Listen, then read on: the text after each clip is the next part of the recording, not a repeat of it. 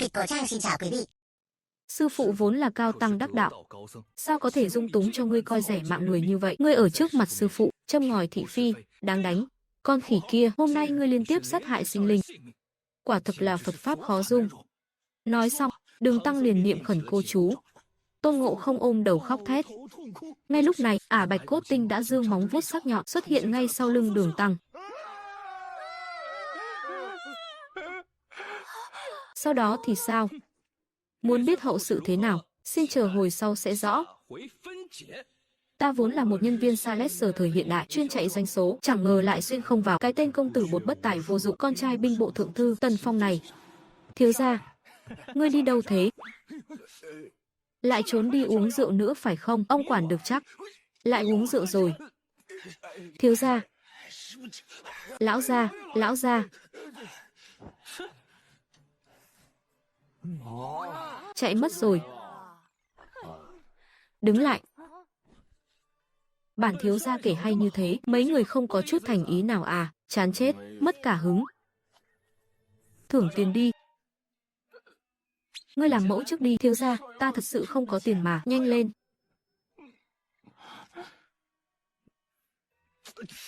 Thiếu gia, tiền lương hàng tháng của ngài tuy là bị nhị tiểu thư và tứ tiểu thư phong tỏa tài khoản rồi, nhưng ta cũng cháy túi rồi à. Mấy tên các ngươi trước đây đâu có ít lần mượn danh nghĩa của ta, cáo mượn oai hùng mà vơ vét của cải, mau nôn tiền ra thưởng cho ta.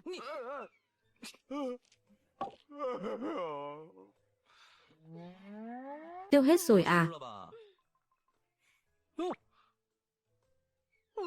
Thiếu gia, ngài cũng táng tận lương tâm quá rồi, đến tiền của chúng ta mà cũng muốn trấn lột. Ngươi! Thiếu gia ta nghèo rớt mồng tơi rồi. Ta có tiền, ta có tiền. Cái đám người hầu này còn giàu hơn cả mình. Nguyên chủ rõ ràng là trúng độc mà chết. Bọn chúng muốn trừ khử nguyên chủ, để Tần gia, binh bộ thượng thư suy tàn, giúp Lý gia ngư ông đắc lợi. Thôi bỏ đi, nghĩ mấy cái này cũng vô dụng. Ta phải kiếm tiền trước đã. Làm giàu, vươn tới đỉnh cao nhân sinh mới là chân ái. Phong, ngươi lại đang giở trò mèo gì đấy hả? Toang rồi.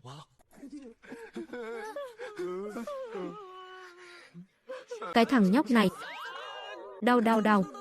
Đây là Liễu Hồng Nhan, nhị tỷ của ta. Trẻ mồ côi được cha nhận nuôi, tận nữ nhi, mà chỉ dùng có 4 năm, ngay tại kinh đô này đã xây dựng nên một đế chế thương mại hùng mạnh. Nữ đại gia hàng thật giá thật, ngươi đóng cửa sám hối như thế này đấy hả? Đúng là chứng nào tật nấy, bị cấm túc mà vẫn còn bày vẽ ra đủ trò mới lạ. Không phải như tỷ nghĩ đâu, bớt nói nhảm với tỷ đi. Thi hội hôm nay sắp bắt đầu rồi đấy. Ngươi đã thuộc bài thơ chưa? Đây là bài thơ tỷ bỏ ra 1 vạn lượng để mua đấy. Ngươi liệu mà học thuộc lòng cho ta, tham gia thi hội của học viện Thánh Lân hôm nay. Đừng nói với tỷ là ngươi quên rồi nhé.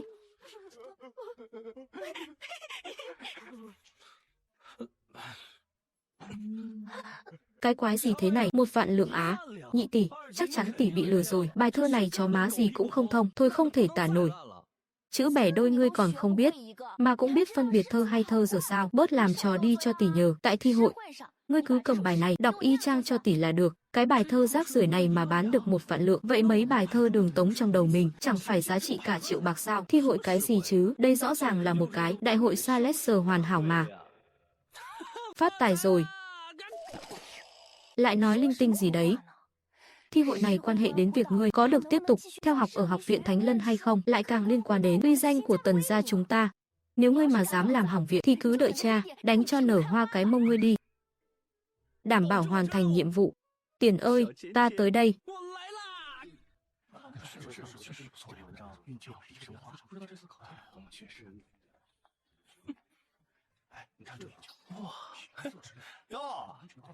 Đây chẳng phải là Tần đại thiếu gia sao? Sao thế? Lại còn biết đường đến tham gia thi hội cơ à? Chính là hắn và Lý Duệ đã hại chết nguyên chủ.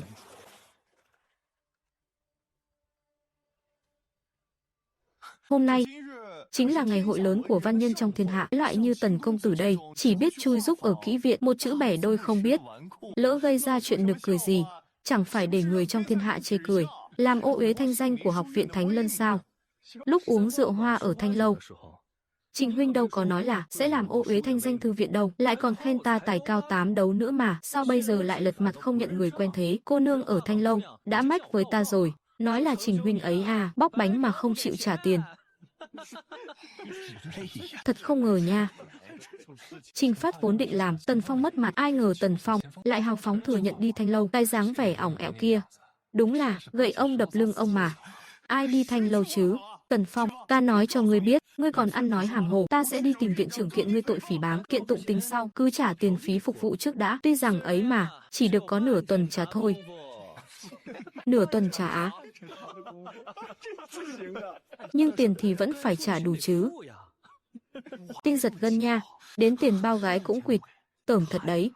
Ngươi, thi hội bắt đầu. Bắt đầu rồi. Vào việc thôi. Cứ đợi đấy mà xem.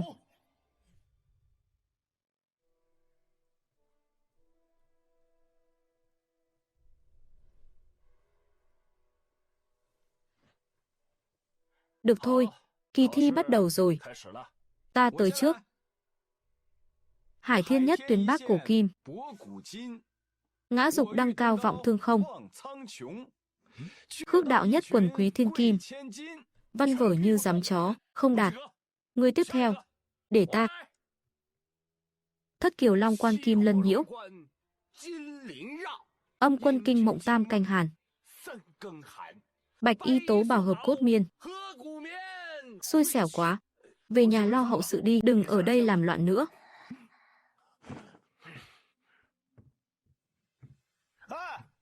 Mọi người mau lại xem này, hôm nay chúng ta nhất định phải rửa tai lắng nghe tác phẩm để đời của Tần đại thiếu ra đây.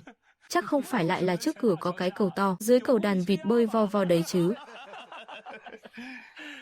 Ta cũng chưa chắc qua được vòng sơ khảo, nhưng mà có Tần đại thiếu ra đây đội sổ thì ta chẳng việc gì phải xoắn cả. Chẳng phải chỉ là làm thơ thôi sao, việc đơn giản như đan dỗ ấy mà, nhìn các người kích động chưa kìa.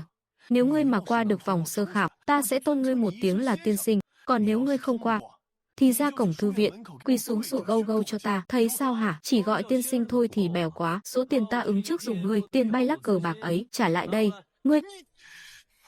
Được thôi, nếu ngươi qua được vòng sơ khảo, bao nhiêu tiền ta bố thí cho ngươi? 10 vạn lượng.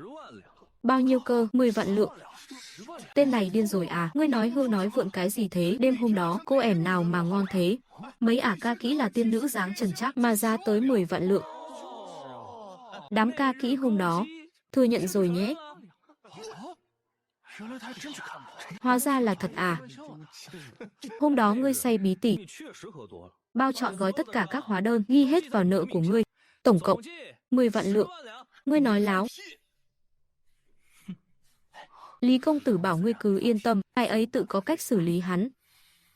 Được, 10 vạn thì 10 vạn. Nếu ngươi không qua, cũng phải nôn ra cho ta 10 vạn lượng. Chốt đơn. Cái thằng phá gia chi tử này, bài thơ đó không phải để ngươi mang ra cá cược đâu, 10 vạn lượng. Nếu Tạ tiến sĩ chịu bán, thì đủ mua cho ngươi 10 bài thơ rồi đấy. Không được, bây giờ tỷ sẽ. Nhị tỷ, tiền dâng đến tận miệng rồi, cốc gì mà không húp, tỷ cứ yên tâm đi. Nay ngoại bang Manji thường xuyên quấy nhiễu bách tính, xâm phạm bờ cõi đại lương ta. Hôm nay, ta sẽ lấy đó làm đề tài, để làm một bài thơ. Chư vị, nghe cho kỹ đây. Tần Phong à Tần Phong, cha ngươi đường đường là binh bộ thượng thư, lại sinh ra thứ phế vật như ngươi. Hôm nay, ta muốn khiến ngươi trước mặt mọi người mất hết mặt mũi, sau này chỉ xứng bị ta đạp dưới chân. Tần thời Minh Nguyệt Hán thời Quan, vạn lý trường chinh nhân vị hoàn, đàn sử Long Thành phi tướng tại, bất giáo hồ mã độ âm sơn. Hay, hay lắm. Hay cho câu đàn sử Long Thành phi tướng tại, bất giáo hồ mã độ âm sơn. Mau, mau mang lên cho viện trưởng. Khoan đã, Tần Phong, bài thơ này đã có tên chưa? Tên là Xuất Tái. Xuất Tái, vô cùng hợp lý. Ta không nằm mơ chứ? Bài thơ này thật sự là do Tần Phong làm sao? Không thể nào. Lẽ nào Tần Phong thật sự thông suốt rồi sao? Bài thơ này khí khái biết bao. Thi hội lần trước, bài thơ giành giải nhất. So với bài Xuất Tái này, lại trở nên lu mờ hoàn toàn. Thi hội lần này ngươi cũng coi là có tâm đấy, còn biết lén lút chuẩn bị thơ dự phòng. Nhị tỷ, cái này thật sự là do ta làm. Không thể nào, cái này chắc chắn là ngươi đạo văn, ngươi không thể nào làm ra tác phẩm như vậy được. Nói ta đạo văn, tốt nhất là đưa ra bằng chứng, nếu không thì chính là phỉ báng đấy, nhớ là phải có chơi có chịu đấy nhé. Trước tối ngày hôm nay, mang 10 vạn lượng gửi đến trước cửa nhà ta, nếu không, ta sẽ tìm cha ngươi để đòi đấy. Họ Tần kia, ngươi đừng có đắc ý, đây chỉ là sơ thi thôi, phía sau còn có phúc thi và hội thi. Nếu như những bài thơ tiếp theo không xuất sắc bằng bài xuất tái thì chính là ngươi mua danh chuộc tiếng. Ngươi vừa gọi ta là gì? Ngươi nên gọi ta là tiên sinh mới đúng. Không biết lễ nghĩa. Cứ như ngươi, còn chưa xứng để ta gọi là tiên sinh đâu. Nhị tỷ, tỷ đệ mình cũng đừng đợi đến tối nữa, trực tiếp sai người đến trình phủ. Nói với cha hắn, con trai ông ta là kẻ có chơi mà không có chịu, nợ tiền chơi gái không trả, làm mất hết mặt mũi Trình gia. Được, nhị tỷ đi sắp xếp ngay đây, khoan đã.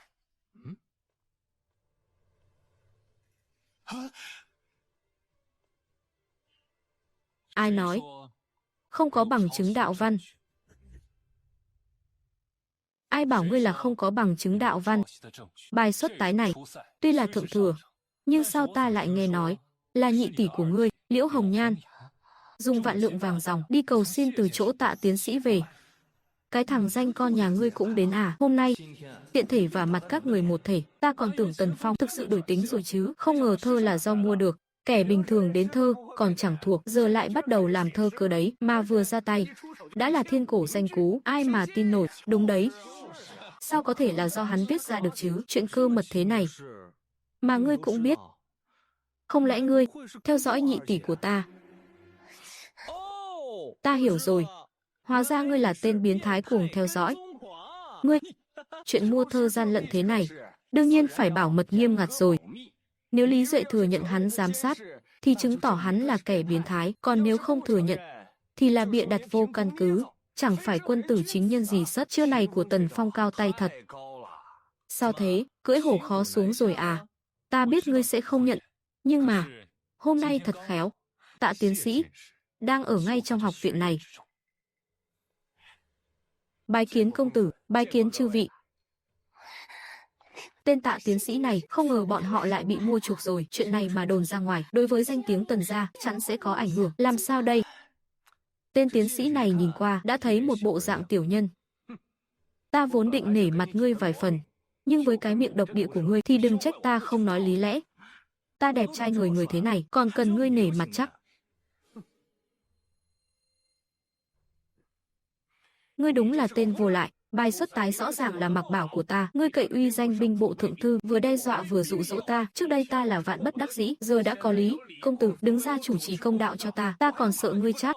Khá cho tên Tần Phong ngươi lại dám làm ra chuyện hạ lưu bỉ ổi như vậy. Ngươi đã không còn tư cách tiếp tục ở lại học viện Thánh Lân nữa. Ngươi đâu? Đuổi hắn ra ngoài cho ta. Các người vội vàng đuổi ta đi như vậy là sợ ta vạch trần toàn bộ âm mưu của các người chứ gì? Tần Phong, ngươi lấy thơ của Tạ tiến sĩ để lừa gạt ta, còn bắt ta gọi ngươi là tiên sinh, đúng là vô liêm sỉ. Hạ lưu, ta đã bảo mà, tên công tử bột khét tiếng kinh đô này sao có thể viết ra loại thơ hay thế được? Đúng thế, thực ra ta đã nhìn ra từ sớm rồi. Tần Phong làm gì có cái bản lĩnh đó, đồ không biết xấu hổ. Chư vị, xin hãy nghe ta nói thêm một lời. Thánh nhân có câu, nhân phi thánh hiền, tục năng vô quá. Huống hồ cha của hai chúng ta đều giữ chức thượng thư lệnh, xin các vị nể mặt ta một chút, đừng chỉ trích Tần Phong nữa. Đúng là đạo đức giả. Nhị tỷ, tỷ nhìn cho kỹ này, suy cho cùng, kẻ khoác da người chưa chắc đã là người, mà là loài cầm thú mặc áo mũ. Tần Phong, ta khuyên ngươi biết sai mà sửa. Thiện Mạc Đại Yên, nếu bây giờ ngươi chịu nhận lỗi, ta sẽ đích thân cầu xin viện trưởng, tin rằng các vị đồng môn cũng nhất định sẽ cho hắn một cơ hội sửa sai. Cơ hội à? Cơ hội tốt đấy, cơ hội này. Sao lại động thủ rồi? Ngươi... Tần Phong, ngươi to gan thật đấy. Mấy trò lừa lọc bịp bợm, ngươi đều vơ vào mình cả rồi, bây giờ lại còn dám đánh người giữa ban ngày ban mặt. Đường đường là một tiến sĩ, lần này đến ta cũng không bảo vệ nổi ngươi nữa rồi. Ngươi bảo vệ ta á? Ngươi ảo tưởng sức mạnh quá rồi đấy. Ta cũng cho ngươi một cơ hội cuối cùng. Bài thơ xuất tái đó, có thật là do ngươi viết không? Thằng nhãi nhà họ Tần kia, ngươi cưỡng ép mua thơ của ta, giờ lại muốn lật lọng sao?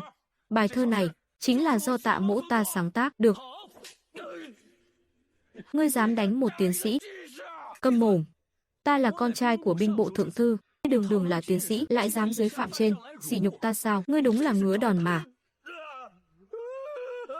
Hắn dám đánh tiến sĩ kìa. Ngươi rõ ràng là kẻ trộm thơ, nay còn đứng đây cãi chày cãi cối. Tần Phong, hành vi này của ngươi đúng là làm mất mặt Học viện Thánh Lân chúng ta. Trong đầu ta chứa cả hàng ngàn hàng vạn bài thơ, nếu ngươi không phục thì cứ đợi đến vòng phúc khảo, ta sẽ cho ngươi mở rộng tầm mắt. Thế nào mới gọi là làm thơ thực thụ? Nhưng ngươi mua thơ gian lận, ngươi còn tư cách gì mà đòi vào vòng phúc khảo? Ngươi chẳng có tư cách gì để quyết định chuyện đi hay ở của ta. Thưa khảo quan đại nhân, liệu tiểu nhân có thể ở lại không? Đã vậy, nếu Tần công tử có thể chứng minh bản thân thì cứ tiếp tục tham gia phúc khảo đi.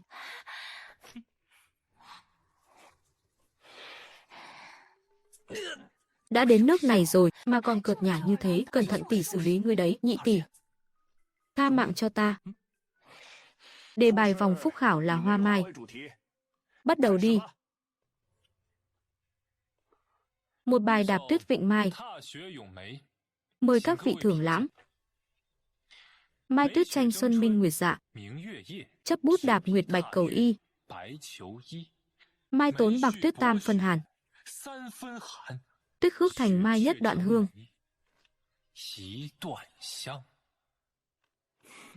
Hay. Một bài đạp tuyết vịnh mai thật tuyệt, kém tuyết 3 phần lạnh, hơn tuyết một mùi hương. Thơ hay, thơ hay. Quả không hổ danh là Lý công tử, đúng là tấm gương sáng cho văn nhân của Học viện Thánh Lân. Tần Phong, ngươi còn không mau thừa nhận là đã trộm văn thơ của người khác sao? Nếu ngươi thực sự có tài cán đó, có dám làm thêm một bài nữa không? Được thôi. Vậy thì vểnh cái tai chó của ngươi lên mà nghe cho rõ đây. Băng tuyết trong rừng phủ tấm thân, chẳng cùng đào mận loạn phương trần. Hốt nhiên một tối hương thanh ngát, bừng khắp đất trời vạn dặm xuân. Hay, thật không tồi, hay, hay lắm. Khoan nói đến sự nho nhã văn vẻ, chỉ nghe ý cảnh thôi, đã bỏ xa Lý Duệ cả mấy con phố rồi. Bài đạp tuyết vịnh mai của Lý Duệ, xem ra có phần qua loa đối phó rồi. Nói như vậy, bài thơ biên ải này, chẳng lẽ thực sự là do Tần Phong làm ra? Sao hả? Là thơ ta làm quá hay, khiến các người sốc đến điếc cả tai rồi à? Ngươi rõ ràng đâu biết làm thơ, đúng là ngựa quen đường cũ, lại đi đạo văn. Cũng không phải không có khả năng đó. Vòng thứ hai này thơ cần viết cũng không phải là ít. Nếu các tác phẩm tiếp theo đều có thể giữ được phong độ như hai bài trước thì Tần công tử có thể nói là phượng hoàng cất tiếng, bước lên mây rồi. Đạo văn à? Vậy các người nghe cho thủng lỗ tai đây. Thiên sơn điểu phi tuyệt, vạn kính nhân tung diệt, cô chu thoa lạp ông, độc điếu hàn giang tuyết. Hay, quốc phá sơn hà tại, thành xuân thảo mộc thâm, cảm thì hoa tiễn lệ, tận biệt điểu kinh tâm. Thơ hay. Tương kiến thì nan biệt diệt nan, đông phong vô lực bách hoa tàn. Xuân tàm đáo tử ti phương tận, lạp cự thành hôi lệ thủy can. Hay, tuyệt diệu. Thơ hay quá, thơ hay. Bài thơ này xứng đáng là tuyệt phẩm ngàn năm. Dám hỏi Tạ tiến sĩ, những bài thơ này đều là do ngươi làm sao? Trả lời ta, phải hay là không? Không phải. Kẻ này tâm địa độc ác. Người đâu? Bắt hắn lại cho ta. Ngày mai giải đến đại lý tự, tống giam chờ xét xử. Khảo quan, ta nhất thời bị tiền làm mờ mắt, xin ngài mở cho ta một con đường sống. Đại nhân, hóa ra đúng là không phải hắn làm, khinh biệt tài tử như vậy chính là trọng tội, hạng người này cũng xứng trở thành tiến sĩ sao? Ban nãy Lý công tử thề thốt chắc nịch như thế, nếu hắn cũng là kẻ biết chuyện cố tình hãm hại, vậy thì hắn cũng không thoát khỏi liên can đâu. Các người đã phục hay chưa?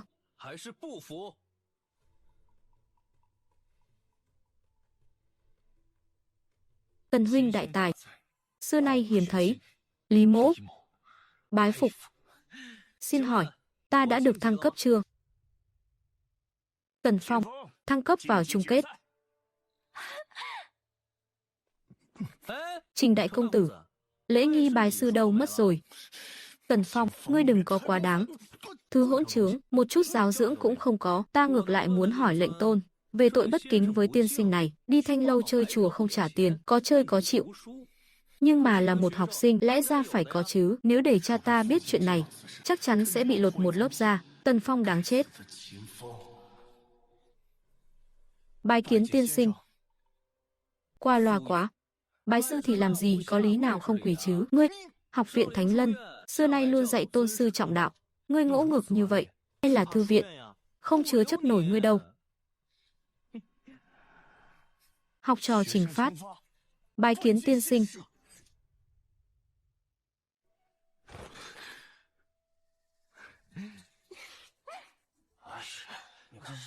Học trò Trình Phát.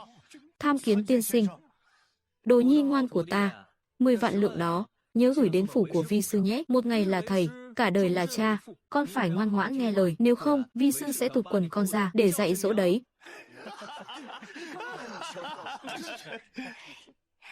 Cái tên này, tuổi còn nhỏ mà bày đặt ra vẻ ông cụ non, còn cần phải diễn sao? Khí chất này chẳng phải do tỷ cố gồng lên sao? Không biết xấu hổ. Chó biết sủa thì ta gặp nhiều rồi, nhưng ếch đồng biết cắn người thì đây là lần đầu mới thấy, đúng là hàng hiếm. Lần sau nhớ dùng thủ đoạn cao tay hơn chút, nếu không sẽ lộ ra là ích của ngươi thấp lắm đấy. Tần Phong, ngươi đừng có đắc ý quá sớm, ta có gì đâu mà đắc ý, chẳng qua chỉ là thắng một tên ngốc nghếch đáng yêu thôi mà. Ngươi chán sống rồi. Ngươi muốn chết à? Sức còn yếu hơn cả đứa trẻ danh mà cũng dám động thủ sao? Ngươi buông hắn ra. Đây chỉ là cảnh cáo, còn có lần sau thì sẽ không kết thúc nhẹ nhàng thế này đâu. Phong, chúng ta đi, đi thôi. Cứ để bọn họ đi như vậy sao? Chuyện này mà để cha ta biết được, ta sẽ bị đánh chết mất. Đừng vội, ta sẽ mai phục trên con đường hắn bắt buộc phải đi qua, bay sẵn cạm bẫy, hắn chết chắc rồi. Mấy bài thơ đó, thật sự là do ngươi sáng tác sao? Nhị tỷ, ta lừa ai chứ sao dám lừa tỷ? Tỷ có biết để làm được việc đó, ta đã phải vắt kiệt chất xám thế nào không? Trước đây có sự bảo bọc và nuông chiều của nhị tỷ, vốn dĩ ta chỉ muốn an phận thủ thường, làm một tên công tử bột ăn chơi, nhưng nhìn thấy nhị tỷ ngày ngày phải chạy đôn chạy đáo vì ta, tiểu đệ đây không kìm được lòng xót xa, cho nên ta quyết định ấn đấu vươn lên. Thằng nhóc này cuối cùng cũng hiểu chuyện. Tranh cái gì hả? Tỷ à, ta không hiểu chuyện thì bị đánh, giờ hiểu chuyện rồi, vẫn bị đánh là sao?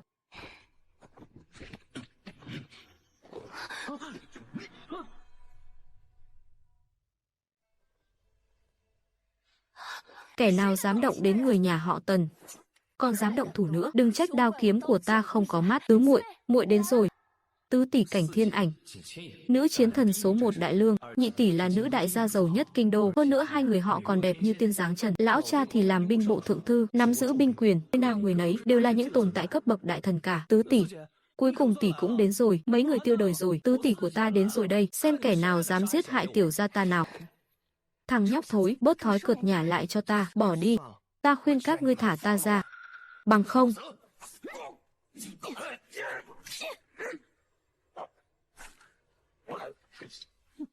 Tứ tỷ lợi hại quá đi, lại còn đến kịp thời như vậy. Lòng ngưỡng mộ của ta dành cho tỷ giống như nước sông Hoàng Hà cuồn cuộn chảy, một khi đã tuôn trào là không thể ngăn lại được à. Thằng nhóc này, muốn ta đè ngươi xuống đất mà ma sát một trận hả? Tứ tỷ, sao tỷ biết bọn ta gặp chuyện? Thấy hai người lâu không về nhà, nên qua xem thử. Gần đây kẻ kết thù với ta chỉ có Lý Duệ. Hắn toan tính đủ đường, nhất quyết muốn dùng ta vào chỗ chết, thật sự chỉ vì tranh đấu nơi triều đường sao?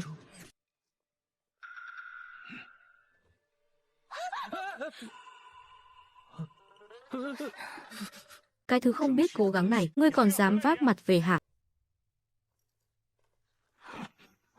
Ta đã 5 lần 7 lượt ra lệnh, không cho phép ngươi ra ngoài lêu lổng. Ngươi coi lời của vi phụ là gió thoảng bên tai rồi hả? Cha à, hổ dữ không ăn thịt con, tha cho con một mạng đi mà. Tần Thiên Hổ ta sao lại sinh ra cái thứ hèn nhát nhu nhược như ngươi chứ? Đúng là vãn tiết khó giữ mà. Cha, là nữ nhi đưa Tiểu Phong ra khỏi phủ để đi tham gia cái thi hội ở học viện Thánh Lân đó. Đây đã không còn là vấn đề tham gia thi hội nữa rồi, chỉ biết trốn sau lưng phụ nữ, không có chút khí phách nam nhi nào. Con đúng là không có khí khái nam nhi đấy. Sao vậy ạ?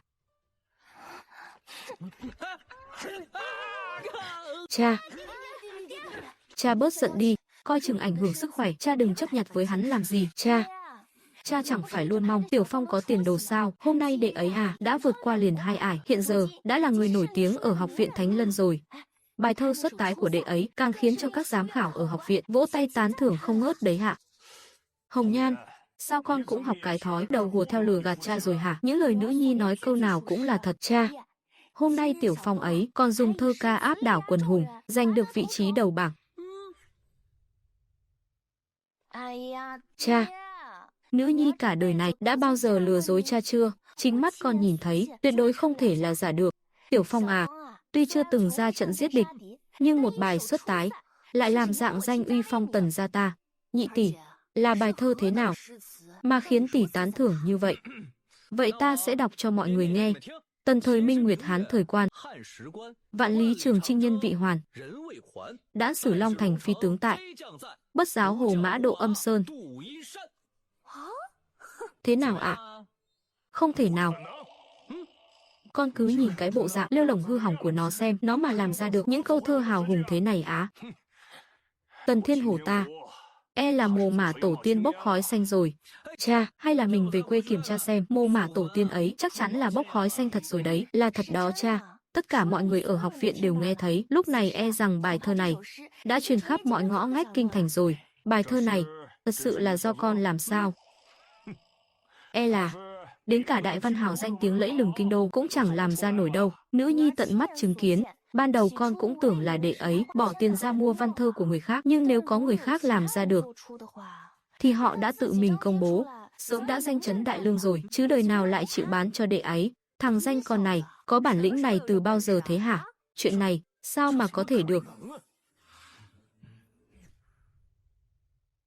Không đúng, nếu con có tài hoa như thế, sao trước đây không bộc lộ ra? Có phải con đang lừa gạt cha không? Nói mau, con kiếm đâu ra bài thơ này hả? Cha con khai thật nhé, là con nhặt được trong mơ đấy, cha có tin không? Cha, từ sau khi con trai cha bị rơi xuống nước hôm đó, đã như Phượng Hoàng Niết Bàn trùng sinh vậy. Nhớ lại trước đây, con đã làm biết bao chuyện sai trái, thật là đau lòng xót dạ, nên con quyết định phấn đấu tự cường, dốc lòng tu trí, học tập chăm chỉ, ngày ngày tiến bộ, phấn đấu sớm ngày vì Tần gia ta mà làm dạng danh tổ tông. Hiện tại, con đã tham gia thi hội ở học viện Thánh Lân, chuyện này không làm giả được đâu ạ.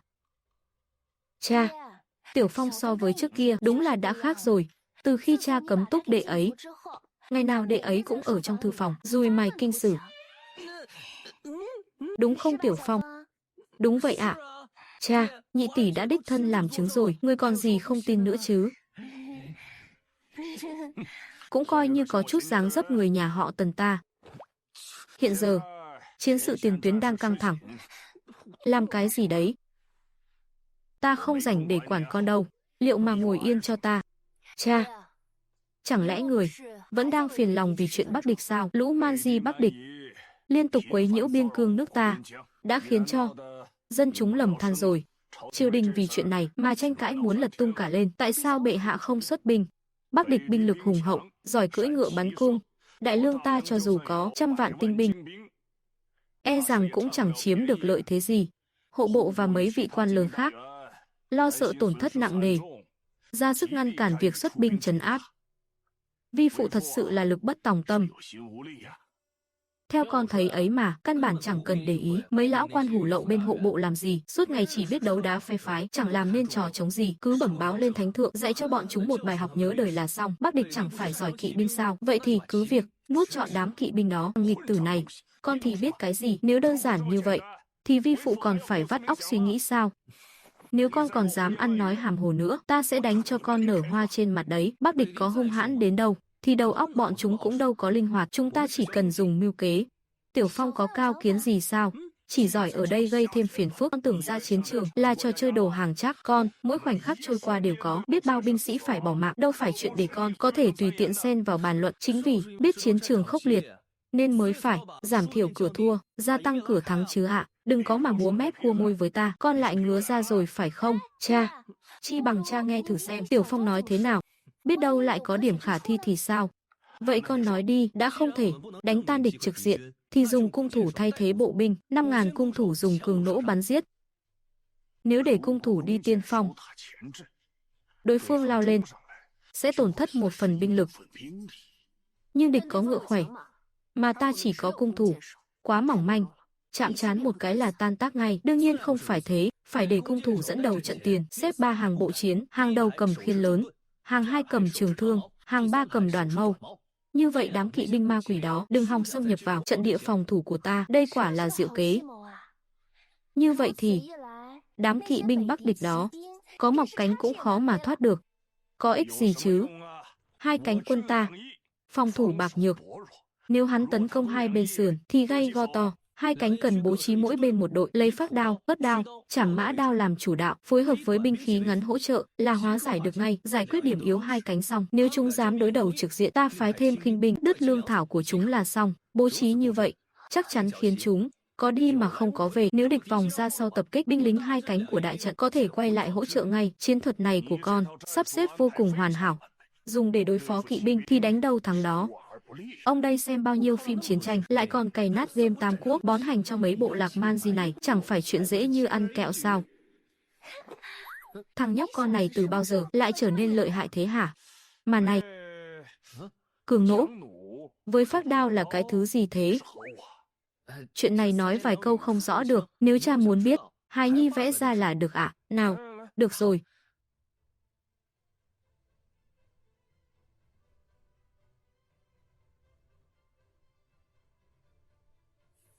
Đại công cáo thành.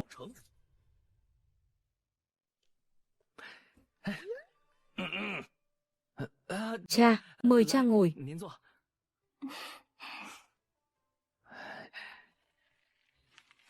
Mấy món đồ này, sao con biết được vậy? Nhìn cái cường nỗ này xem. Tinh diệu chưa? So với cung tên thông thường thì mạnh hơn cả 100 lần đấy ạ. Thì trước đây rảnh rỗi sinh nông nổi, con cứ ngươi mò nghịch ngợm ấy mà, không biết có dùng được không đây, cái thằng phá gia chi tử này. Chỉ với mấy món đồ này, nếu chế tạo thành công, ắt sẽ là pháp bảo trong quân. Nếu con đưa ra sớm hơn, thì biên quân ta sao phải chịu thiệt thòi lớn đến thế chứ? Lúc đó đâu phải là con, lúc đó ta đã xuyên không tới đâu, hổ phụ sinh hổ tử. Không hổ danh là con trai của Tần Thiên Hổ ta. Mấy món binh khí này, lại kết hợp với binh pháp, nhất định khiến bọn Bắc địch có đi mà không có về. Ta phải nghiên cứu thật kỹ mới được. Khoan đã. Con học mấy cái này ở đâu ra thế hả? Nếu không có kinh nghiệm thực chiến nhất định, thì căn bản không thể nghĩ ra được loại bản vẽ binh khí này đâu. Cha, trước đây con đúng là có hơi chơi bời trắc táng, nhưng cũng thường xuyên đọc đủ loại sách vở, sớm đã lầu thông kinh sử, dung hội quán thông rồi. Sau này, hài nhi nhất định sẽ san sẻ nỗi lo với người, con có lòng như vậy là được rồi. Cha già rồi, tương lai của Tần gia chúng ta sau này vẫn phải dựa vào con. Đã là Lý gia không muốn đại lương xuất binh, thì con cứ thích phản kỳ đạo nhi hành chi, giúp cha giành được sự tín nhiệm của hoàng thượng, thúc đẩy chiến sự lần này. Tên hỗn Trình Phát đó, ta thấy hắn rõ ràng là muốn quỵt nợ. Tứ tỷ đi đâu rồi? Làm sao ta biết được? Thiếu gia, người lui xuống đi. Nếu không phải ta đang bị người ta truy sát thì ta đã tự mình đi đòi nợ từ lâu rồi. Hấp tấp vội vàng, đang chửi đồng cái gì đấy? Tứ tỷ, tên hỗn Trình Phát nợ tiền ta không trả. Hắn biết rõ tỷ võ nghệ cao cường mà vẫn dám đối đầu với tỷ. Thế này rõ ràng là không coi tỷ ra gì mà. Là không coi ngươi ra gì thì có. Ta là đệ đệ ruột của tỷ mà, cũng may ngươi là đệ đệ ta. Nếu ngươi không phải đệ đệ ta, ta đã chém ngươi 800 lần rồi. Trước khi ngươi rơi xuống nước thì lêu lổng chơi bời, làm điều phi pháp, rơi xuống nước xong thì điên điên khùng khùng, chẳng ra thể thống gì. Mặt mũi Tần gia bị ngươi làm mất sạch rồi, biến đi cho khuất mắt ta. Tứ tỷ, tỷ mà không giúp ta thì ta tự đi. Nhỡ đâu trên đường xảy ra mệnh hệ gì thì tỷ cứ coi như không có đứa đệ đệ này đi. Kiếp này được làm đệ đệ tỷ cũng coi như xứng đáng rồi. Tiểu Phong, lại đây.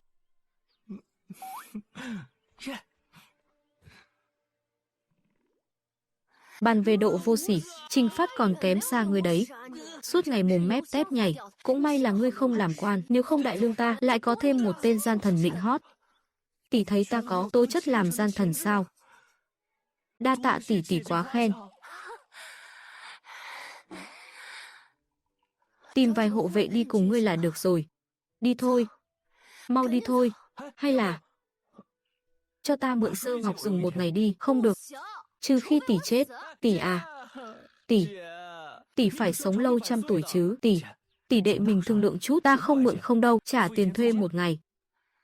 Trả bao nhiêu? 10 lượng. Tỷ.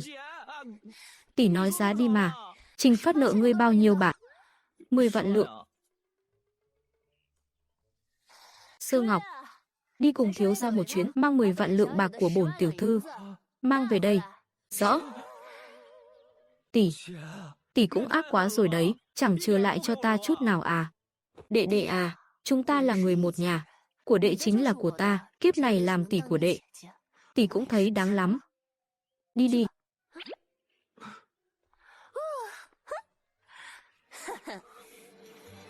Được. Thà đưa cho tỷ còn hơn để tên hỗn Trình Phát kia hưởng. Sơ Ngọc, đi. Họ Trình kia, mau lăn ra đây gặp vi sư, lăn ra đây. Trả tiền cho ta. Đây chẳng phải là Tần thiếu gia sao? Không biết ngài nói tiền này là ý gì? Giả nai với ta đấy phỏng, ta nói cho ngươi biết nhé, đừng tưởng ngươi lớn tuổi, mà ta không dám tẩn ngươi, mấy lão già 70-80 tuổi, ta đấm không ít đâu đấy. Lão hủ không hiểu, xin Tần thiếu gia chỉ rõ. Trình Phát nợ ta 10 vạn lượng bạc, kêu hắn mau ra đây trả tiền. Trình Phát, mau ra đây trả tiền đi, vi sư đích thân đến rồi đây, còn không mau ra nghênh đón, đúng là chẳng có chút hiếu kính nào cả. Tần thiếu gia, ngài đợi một lát, ta sẽ bẩm báo thiếu gia ngay, đi nhanh lên đấy. Nói cho ngươi biết, chậm một nén nhang là lãi tăng 1000 lượng bạc, bảo hắn tự mình liệu mà cân nhắc đi. Chỉ là thằng danh con vắt mũi chưa sạch, còn muốn đến Trình phủ quậy phá, cứ đứng ngoài đó mà đợi đi.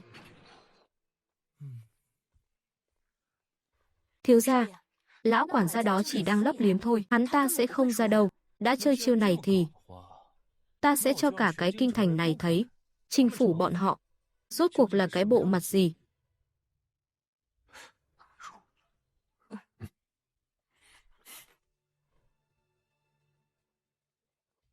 Tần thiếu gia, ngài gọi ta đến để làm gì? Lại đây. Đây là khẩu hiệu, lát nữa các ngươi phải hô cho to, cứ theo tờ giấy này mà đọc, ai gào to nhất sẽ được bầu làm lao động tiên tiến, thưởng nóng 10 lượng bạc. Ngài cứ yên tâm, ta đảm bảo sẽ dùng hết sức bình sinh mà gào, làm cho ra ngô ra khoai luôn.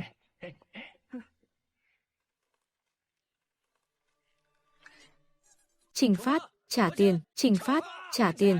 Hô tốt lắm, to mồm lên nữa, Trình Phát, đồ không biết xấu hổ, đi chơi gái lầu xanh mà quyệt tiền. Tần gia thiếu gia trượng nghĩa sơ tài, ứng trước tiền chơi gái, quá là nhân nghĩa. Trình Phát, quá vô sỉ, nợ tiền không trả, giả làm cháu ngoan, thi hội cá thua không nhận nợ. Trốn chui trốn nhủi như con rùa rụt đầu, 10 vạn lượng giữ lại, để mua vòng hoa viếng à? Trình Phát phe này coi như mất hết mặt mũi rồi, đến loại tiền này mà cũng nợ cho được, dù sao cha hắn cũng là quan triều đình mà, chứ còn gì nữa. Không có tiền còn bày đặt đi uống rượu hoa, giờ thì không trả nổi rồi. Hộ bộ thị lang còn chẳng bằng, đám dân đen chúng ta biết giữ chữ tín, trả tiền đây. Thiếu gia, tên Tần Phong kia thuê rất nhiều ăn mày ở bên ngoài hò hét, rõ ràng là hành xử kiểu lưu manh côn đồ, vô giáo dục, cứ đà này, danh tiếng của phủ chúng ta sẽ bị bôi cho chát chấu hết mất, nếu lão gia mà biết thì e là. Tần Phong, ta phải giết ngươi. Cút. Ra rồi, cuối cùng cũng chịu vác mặt ra rồi hả? Trả tiền đi. 10 vạn lượng bạc, cộng thêm tiền lãi, 4000 lượng, đâu ra mà lắm thế? Ta nói cho ngươi biết, ngươi đây là tống tiền. Đừng có được đằng chân lân đằng đầu, tống tiền á. Trình Phát, đồ không biết xấu hổ, đi chơi gái lầu xanh mà quyệt tiền. Tần gia thiếu gia trượng nghĩa sơ tài, ứng trước tiền chơi gái, quá là nhân nghĩa.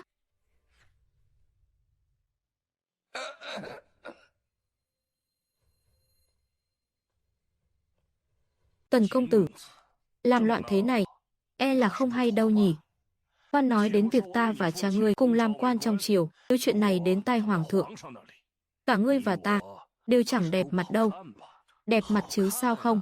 Trình công tử đây đi uống rượu hoa, bắt ta ứng tiền rồi quỵt luôn. Chuyện này mà đến trước mặt bệ hạ thì ta phải cáo trạng cho ra lẽ mới được. Ngươi,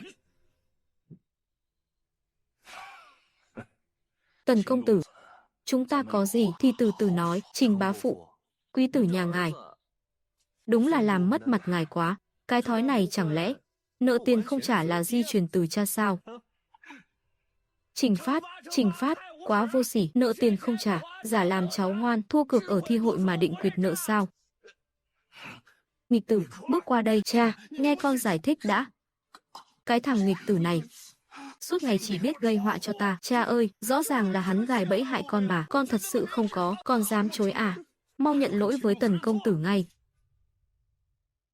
Tử Bất Giáo, phụ chi quá nha, la lớn lên cho ta, chúng ta phải để cho chiến tích lẫy lừng của Trình công tử được vi rồ khắp nơi chứ. Ta đánh chết ngươi. Cha ơi, cha, con biết lỗi rồi, con không dám nữa đâu, tha cho con lần này đi mà. Trình bá phụ, ngài đừng đánh hỏng học trò cưng của tiểu điệt chứ, trông khó coi lắm ạ. Tần Phong, ngươi, hỗn trướng, con dám to mồm à? Cha, cút vào trong cho ta phải đánh gãy chân ngươi. Trình bá phụ, đừng vội đi thế chứ. Trả tiền xong rồi hãy đi ạ. Vội vàng thế làm gì, không lẽ định bùng nợ thật sao? Dù gì cũng là hộ bộ thị lang oai phong, mà lại đi quỵt tiền bao gái thế này, không sợ mất mặt sao? Tiểu điệt cũng chẳng đòi nhiều đâu, 14 vạn 4 ngàn lượng thôi, thế mà bảo không nhiều à? Ngươi rõ ràng là đang tống tiền, thế thì 15 vạn 5 ngàn lượng nhé. Ngươi, Tần công tử, chuyện ngày hôm nay là do lão phu dạy con không nghiêm. Thế này đi, số ngân lượng này ngươi cứ cầm lấy, bảo người của ngươi giải tán hết đi, vẫn là Trình đại nhân hiểu chuyện nhất. Đồ nhi ngoan ơi, vi sư về đây, nhớ tu tâm dưỡng tính, làm người tử tế nhé. Tần Phong, món nợ này sớm muộn gì ta cũng tính sổ với ngươi. Nào, đây là tiền công của mọi người, vất vả rồi, giải tán cả đi, đa tạ Tần thiếu gia. Đi thôi. Cha, tên hỗn Tần Phong đó, dám làm nhục nhà ta như vậy, cứ thế mà bỏ qua sao? Theo con thì nên dâng sớ lên thánh thượng, trị tội nặng cái phủ họ Tần đó đi, đồ ngốc. Cây cao đón gió, ắt sẽ bị quật ngã. Nhà ta tuy là người của hộ bộ, nhưng mà cũng không thể làm bia đỡ đạn được. Hơn nữa, cái danh ác ôn của tên Tần Phong đó đồn đại khắp kinh thành, cũng đâu phải ngày một ngày hai. Con dây vào ai không dây, lại đi chọc vào cái sao chổi đó, để nó bắt nạt tới tận cửa nhà mình rồi đây này. Cha không định quản sao? Cái nhà họ Tần này, sớm muộn gì cũng bị người ta đạp dưới chân thôi. Chút chuyện này, cha nhịn được sao?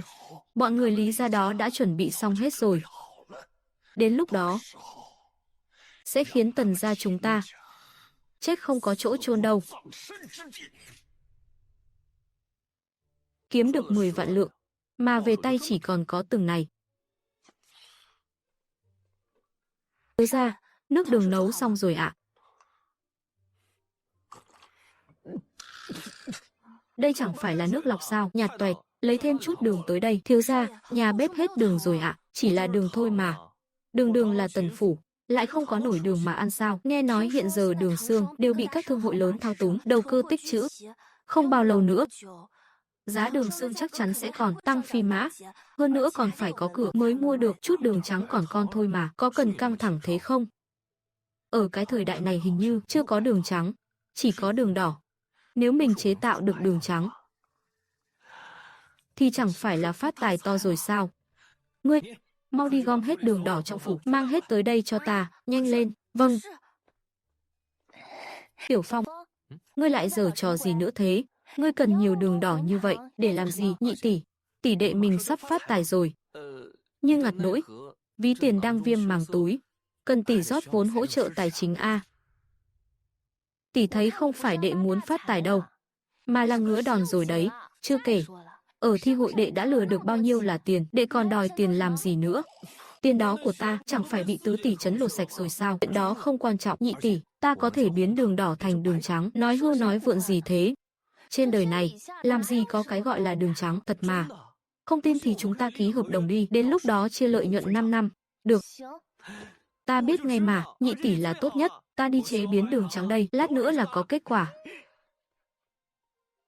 Cái thằng nhóc này, không phải là bị hỏng não rồi chứ? Không được, ta phải đi xem sao.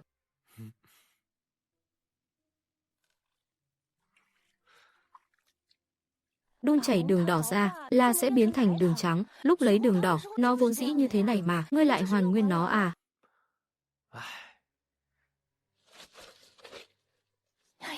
Ngươi định dùng thứ này làm đường trắng sao? Rõ ràng là ngươi đang phá hoại đường đỏ của ta. Cái đồ phá gia chi tử này, bây giờ đường đỏ đắt đỏ như thế, đừng nghịch nữa. Nhị tỷ, tỷ nghe ta nói đã, lát nữa là biết ngay mà. Nếu mà không thành, Cùng lắm thì ta đền bạc cho tỷ là được chứ gì. Đây là vấn đề tiền bạc sao? Rõ ràng là ngươi đang làm càn. Một lần thôi, đúng một lần này thôi, nếu không thành. Sau này tỷ bảo ta đi hướng đông, ta tuyệt đối không dám đi hướng tây. Đổ đống bùn vàng này vào nồi thì còn ăn uống gì được nữa.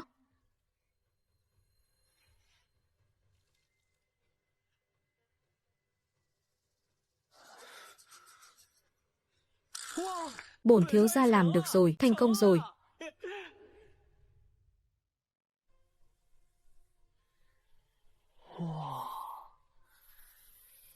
Cái này, sao có thể chứ?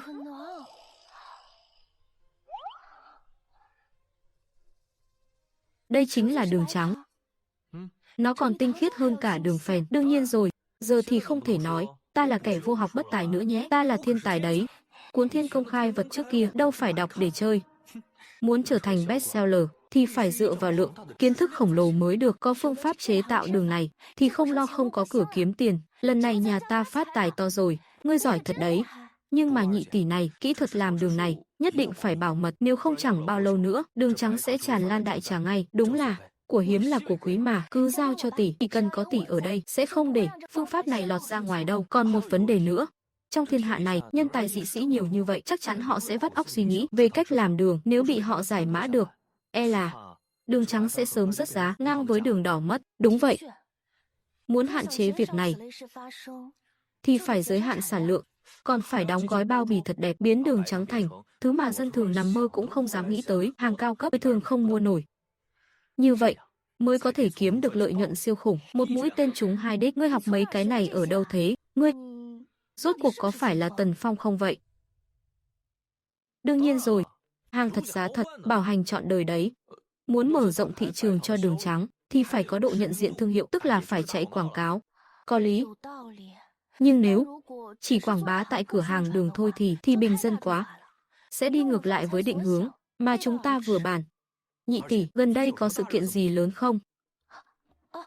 Mấy ngày nữa là đại thọ của Kỷ Vương. Ngươi có thể tham dự yến tiệc của Kỷ Vương, chắc chắn toàn là vương tôn quý tộc, đem loại đường trắng này ra đó chào hàng, chắc chắn sẽ gây bão cho xem. Không tệ.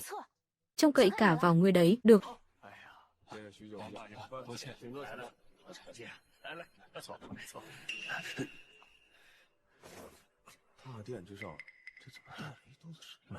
Tần Phong, lần trước để ngươi may mắn trốn thoát, lần này ngươi chết chắc rồi.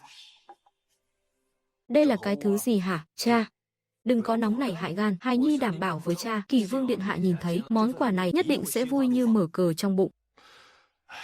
Tần Thiên Hổ ta, kiếp trước đã tạo nghiệp chướng gì mà sinh ra cái thứ nghịch tử như ngươi, Tần gia đại thiếu gia.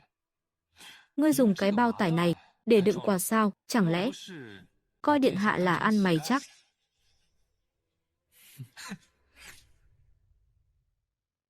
Tần Phong, ngươi chuẩn bị quà các kiểu này thật quá hời hợt, thiếu tâm rồi, chẳng lẽ không để Kỷ Vương vào trong mắt, hay là nói ngươi cố ý chuẩn bị để khiến Kỷ Vương khó xử? Cái thằng nghịch tử này bình thường đã không đứng đắn, chỉ thích làm càn, đã để chư vị chê cười rồi. Kỷ Vương đến.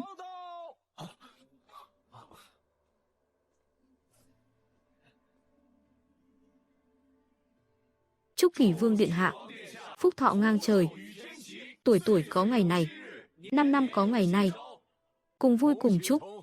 Chư vị mời ngồi. Tạ ơn điện hạ. Điện hạ, tên Tần Phong này cố ý cầm theo cái bao tải đến thọ yến của ngài, làm ngài khó xử, kính xin điện hạ giáng tội, trừng trị tại chỗ, để làm gương cho kẻ khác. Nhẽ danh, ông đây đợi chính là lúc này. Điện hạ, đây chính là tiểu nhân mất ăn mất ngủ mấy đêm liền mới làm ra được đấy hạ, lại bị người ta vu khống như vậy. Kính xin điện hạ làm chủ cho tiểu nhân.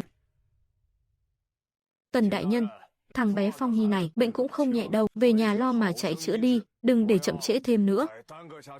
Điện hạ dạy phải, điện hạ khoan hồng độ lượng, vốn chẳng thèm chấp nhặt với ngươi, còn không mau cảm tạ Kỷ Vương điện hạ nhã lượng. Nếu vương gia nhìn thấy món quà tiểu nhân chuẩn bị, nhất định sẽ cực kỳ vui vẻ. Cái mặt mũi Tần gia nhà ngươi đều bị ngươi ném sạch rồi. Ngươi đúng là không sợ bị cha ngươi đánh gãy cái chân chó của ngươi à? Sao thế? Không dám để ta lấy quà ra à? Nếu không phải quà của bản thân, vốn dĩ không lấy ra nổi, thì quà của ta đương nhiên là phải so với ngươi tốt hơn gấp vạn lần. Ngươi ấy à, nhìn cho kỹ đây.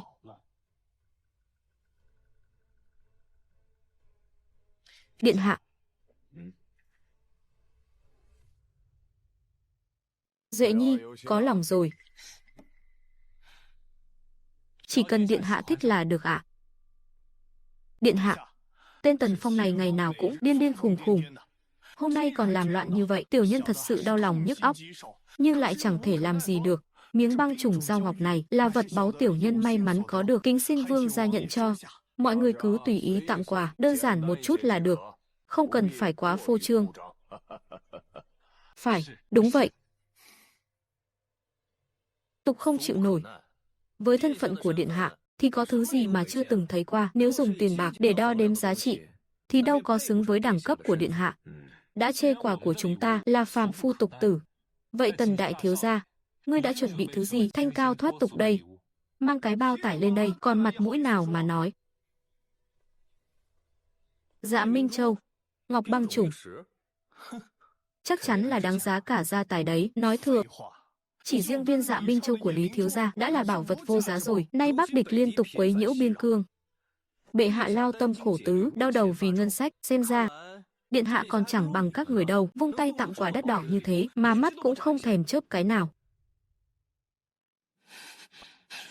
Ngươi rõ ràng là đang ngụy biện, cãi cùn, hôm nay là tiệc mừng thọ của điện hạ, sao có thể để những thứ tầm thường làm bẩn mắt điện hạ được? Điện hạ vì muốn san sẻ nỗi lo với bệ hạ đã đặc biệt cắt giảm chi phí yến tiệc. Chẳng lẽ cả cái nước Đại Lương này chỉ có Tần phủ chúng ta và điện hạ mới biết thế nào là tiết kiệm thôi sao? Điện hạ, tiểu nhân tuyệt đối không có ý đó. Lời Phong Nhi nói rất có lý. Hiện nay quốc khố Đại Lương đang eo hẹp. Đại lễ mà các vị tặng thực sự là không hợp thời điểm chút nào.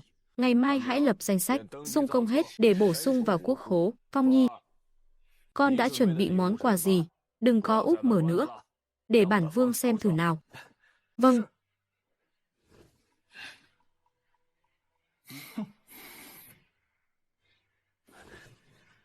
Đây.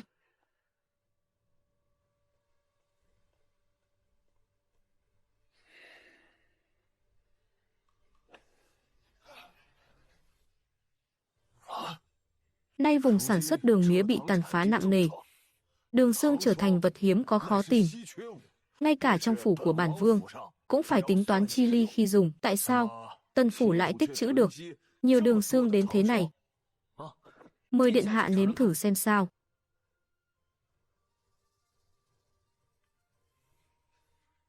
Tần Phong, chỗ đường xương thượng hạng này làm sao ngươi có được? Cực phẩm. Điện hạ, đây không phải là đường xương mà là bạch đường. Bạch đường. Chẳng phải cũng chỉ là đường xương thôi sao? Chẳng qua là số lượng ít ỏi. Đổi cái tên khác để loài thiên hạ thì có gì ghê gớm đâu chứ. Đúng là giả thần giả quỷ. Đúng thế. Suốt ngày chỉ biết thêu thùa vẽ vời, toàn làm mấy thứ vô dụng để lừa gạt điện hạ. Đúng là lũ ếch ngồi đáy giếng. Ai nói với ngươi đây là đường xương? Đây là thứ ta đã dày công tinh chế mới làm ra được bạch đường này. Bạch đường này trắng tựa như tuyết. Ngay cả hương vị cũng chẳng thua kém gì đường mía thượng hạng. Thứ này ở đâu mà chẳng mua được, làm như báu vật không bằng. Điện hạ, kẻ này ăn nói hàm hồ, dùng lời yêu ma mê hoặc lòng người. Hắn ta đáng bị đuổi khỏi vương phủ ngay lập tức. Đó là do các ngươi thiển cận. Bạch đường này cũng chia làm 3-7 loại, mà loại này chính là cực phẩm. 100 cân đường mía mới lọc ra được 1 cân đường xương, còn 100 cân đường xương mới luyện ra được 1 cân bạch đường đấy. 100 cân đường xương mới luyện được 1 cân bạch đường. Vậy thì bạch đường này chẳng phải giá trên trời sao? Nhưng vừa rồi ngươi lại nói quốc khố đang eo hẹp, vậy số bạch đường này là thế nào đây? Số bạch đường này là do tại hạ tự tay tinh chế, chỉ tốn chút chi phí giá gốc mà thôi. Cứ như ngươi chỉ biết ăn chơi trác táng là giỏi, còn bày đặt chế với trả luyện. Vì ta thông minh mà. Hơn nữa, ta có tay nghề này, chẳng lẽ lại để phí phạm sao? Chẳng lẽ quốc khố eo hẹp, thợ điêu khắc ngọc phải về quê làm ruộng, thợ nấu rượu phải về đi cày hết hay sao? Làm gì có cái lý đó. Phong Nhi thật có lòng.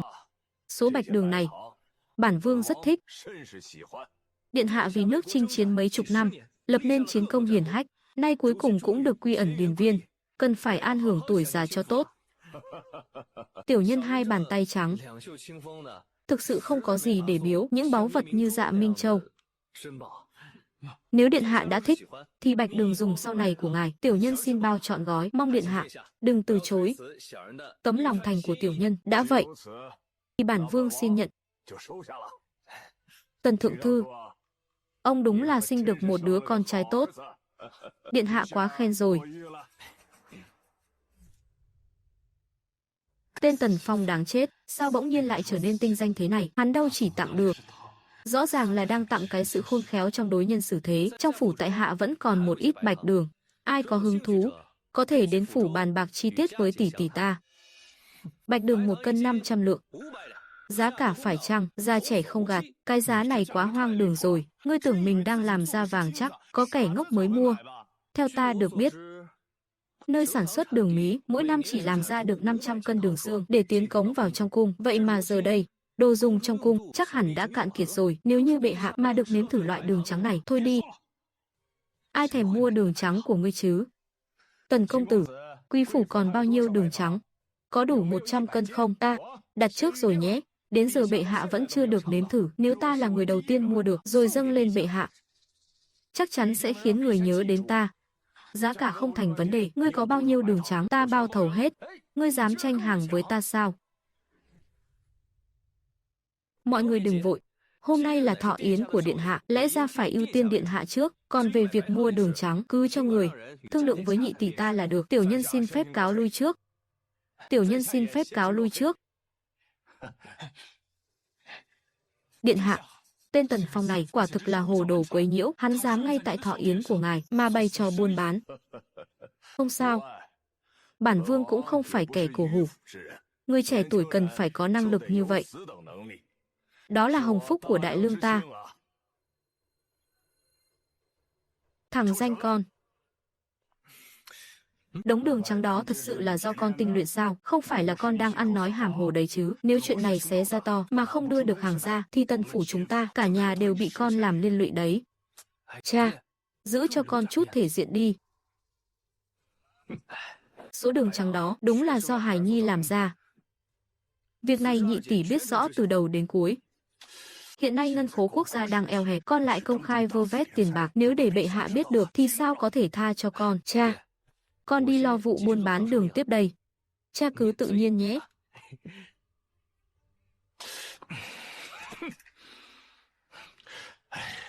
Tần gia có đứa con này, chẳng biết là phúc hay là họa nữa. Phong, ngày tàn của ngươi sắp đến rồi.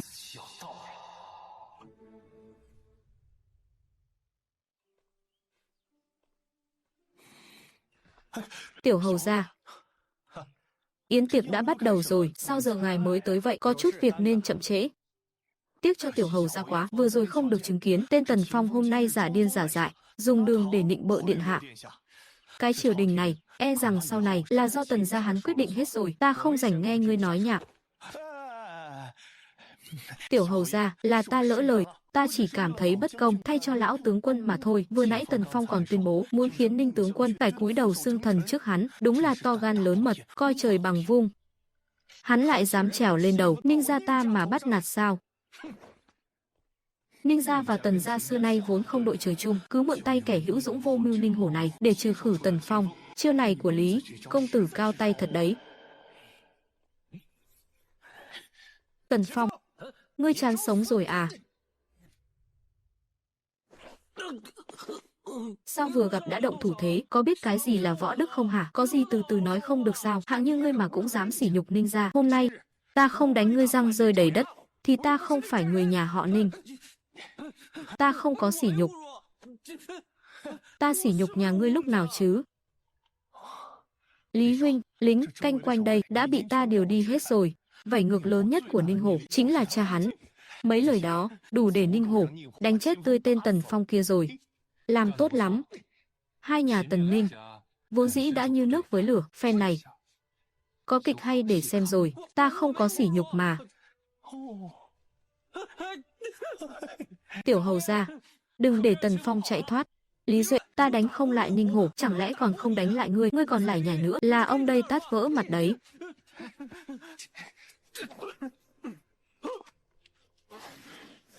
Láo xược, To gan, dám mạo phạm bệ hạ. Đi thôi. Tham kiến bệ hạ vạn an. Tham kiến bệ hạ vạn an. Đều đứng dậy cả đi. Tạ ơn bệ hạ. Rốt cuộc là có chuyện gì? Bệ hạ, con trai binh bộ thượng thư, Tần Phong đã mạo phạm long thể, phạm tội đại bất kính. Kính xin bệ hạ, trọng phạt. Bệ hạ, Ninh tiểu hầu gia vừa xông tới, đã không phân rõ trắng đen phải trái, đuổi giết tiểu nhân nên mới mạo phạm đến bệ hạ. Kính xin bệ hạ, làm chủ cho tiểu nhân với hạ. Ninh hổ, có chuyện này không? Bệ hạ, thần không biết bệ hạ ở đây, suýt chút nữa đã mạo phạm thánh giá, thần đáng tội chết, là do hắn ở trên yến tiệc, ăn nói ngông cuồng sắc sược, cho nên thần mới nhất thời mất đi bình tĩnh. Bệ hạ, kẻ không tuân thủ phép tắc như vậy, lý ra phải phạt thật nặng. Tiểu nhân vô duyên vô cớ bị đuổi đánh, sao lại thành ra tiểu nhân không biết phép tắc rồi? Nếu không phải ngươi bắt cha ta phải cúi đầu xưng thần trước ngươi, thì ta có thèm đánh ngươi không? Ngươi nói bậy, ta chưa từng nói những lời như thế. Ngươi đâu? Đi mời hoàng thúc tới đây. Tuân lệnh. Tần Phong, bây giờ ngươi nhận tội thì vẫn còn kịp đấy, lát nữa bị vạch trần trước mặt mọi người, chỉ có bị phạt nặng hơn thôi. Đợi lát nữa Kỷ Vương điện hạ tới, mọi chuyện tự khắc sẽ rõ ràng. Ngươi sốt sắng thế làm gì? Không lẽ chuyện này là do ngươi làm? Ngươi đừng có nói bậy. Ngươi đừng có nói bậy, Lý huynh có thể làm chứng cho ta, chuyện này không liên quan gì đến ta. Đồ vô dụng này, lôi ta vào làm gì? Lý huynh, sao không nói gì vậy? Chẳng lẽ thật sự có liên quan đến ngươi? Kỷ Vương điện hạ giá đáo. Điện hạ, sao ngài lại ở đây? Mời ngài vào trong an tọa. Trẫm vừa đến thì thấy đám tiểu bối các ngươi ở đây la hét đòi chém đòi giết, đặc biệt đến hỏi rõ ngọn ngành. Kỷ Vương điện hạ, Ninh tiểu hầu gia vừa đến đã nói ta sỉ nhục Ninh tướng quân, tiểu nhân oan quá, xin Kỷ Vương điện hạ và bệ hạ làm chủ cho tiểu nhân. Điện hạ, có chuyện này không? Hoàn toàn không có chuyện này. Tiểu Phong chỉ mang đường trắng đến biếu bản vương, rất hợp ý bản vương. Nói thật nhé, ta là một đứa trẻ ngoan ngoãn, biết giữ quy củ, làm sao có thể làm ra chuyện đại nghịch bất đạo như vậy được? Ninh hổ, ngươi nghe tin đồn này từ đâu? Nếu không nói ra được lý do thì 30 trượng đang chờ ngươi. Bệ hạ, là Trình Phát. Bệ hạ, ta cũng chỉ nghe người khác nói thôi. Bệ hạ, ta cũng chỉ nghe người khác nói thôi, không ngờ lại gây ra hiểu lầm thế này. Nghe ai nói ta sắp bị người ta đánh chết rồi, ngươi lại bảo với ta là hiểu lầm. Ta thấy rõ ràng ngươi cố ý mưu sát. Bệ hạ, là thần ngu muội, xin hãy xử thần tội chết. Trình Phát, cố ý gây chuyện, xúi giục người khác bất hòa, ngươi đáng tội gì? Bệ hạ, ta oan quá, ta thật sự chỉ nghe người khác nói thôi, cho nên ta mới. Còn ngụy biện, tin ta đá ngươi thêm phát nữa không? Tần Phong to gan, trước mặt thánh giá lại dám làm càn, đơn giản là không coi bệ hạ ra gì cả. Người khác vu oan cho ta lại không được đá trả sao? Hơn nữa, đây rõ ràng là cáo mượn oai hùng, làm gì có chuyện không coi bệ hạ ra gì. Ngươi hay cho một câu cáo mượn oai hùng. Người đâu? Lôi Trình Phát xuống, đánh mạnh 40 trượng để làm gương cho kẻ khác. Bệ hạ tha mạng. Lý huynh, cứu ta, là do huynh bảo ta làm thế mà. Hay lắm. Hóa ra là mấy người các ngươi hùa nhau gài bẫy ông đây. Số ta khổ quá mà. Bệ hạ, ngài là chỗ dựa của tiểu nhân, phải làm chủ cho tiểu nhân đấy. Xin bệ hạ minh xét, tiểu nhân cũng không biết chuyện gì xảy ra, chắc chắn là Trình Phát, hắn vốn có hiềm khích với Tần Phong nên mới ủ mưu báo thù. Trình Phát, ngươi liệu hồn mà khai thật đi, nếu không, cha ngươi cũng không gánh nổi đâu. Tiểu nhân biết tội, lôi xuống, hành hình, tuân lệnh. Xem ra, Trình Phát lần này làm con tốt thí rồi, Trình gia này chắc chắn có thóp gì đó nằm trong tay người nhà họ Lý. Tần thiếu, vừa rồi tại hạ mạo phạm quá, xin lỗi ngài. Cũng là kẻ biết có biết rũi đấy. Không sao không sao, hiểu lầm được giải quyết là tốt rồi, ta cũng đâu phải loại người nhỏ nhen, đúng không? Thằng nhóc ngươi nhìn thì tương tự, nhưng nói năng lại rất ra dáng. Đến đây, đi dạo với trẫm. Đa tạ bệ hạ quá khen. Tần Phong, món nợ này ta ghim rồi đấy.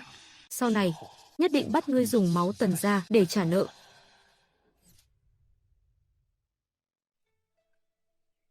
Những lời ngươi vừa nói, trên yến tiệc lúc nãy nói hay lắm. Cho nên, Hoàng thượng biết tổng rồi, mọi chuyện xảy ra trên yến tiệc, vừa rồi là cố ý đấy. Xem ra ngài ấy có ý muốn hai nhà Tần Ninh giảng hòa, nhưng hiện tại quốc khố đại lương trống rỗng. Bắt đầu từ trẫm, đều phải thắt lưng buộc bụng, mà con em các trọng thần trong kinh lại tiêu xài bạt mạng, tặng quà cáp xa xỉ, thật sự là không nên. Bệ hạ, tiểu nhân thấy bệ hạ lo nước thương dân, thật sự quá vất vả. Tiểu nhân cũng lo thay cho bệ hạ. Xem ra trong cái kinh đô này cũng có người nguyện cùng trẫm đồng cam cộng khổ. Thứ đường trắng đó, ngay cả trẫm cũng chưa từng thấy qua, quả thực đường phèn không thể sánh bằng.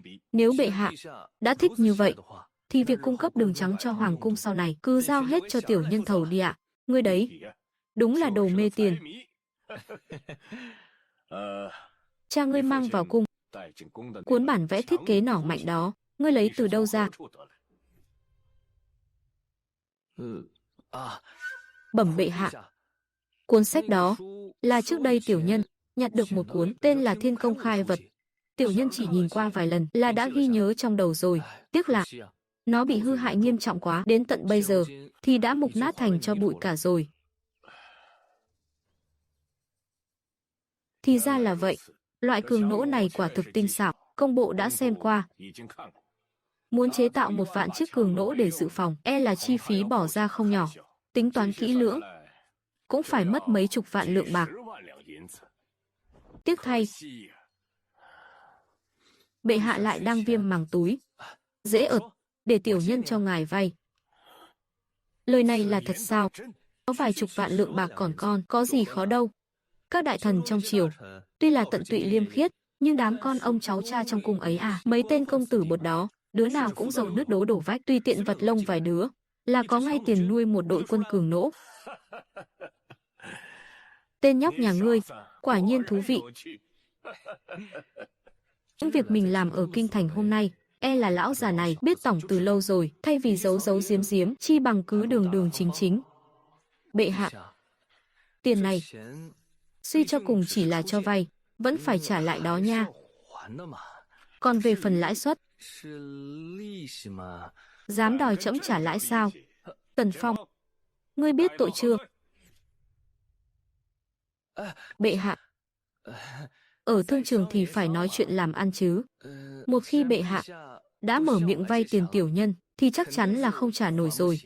Nên tiểu nhân quyết định, ngài có thể dùng sở hữu trí tuệ để gán nợ. Sở hữu trí tuệ, trẫm chưa nghe bao giờ.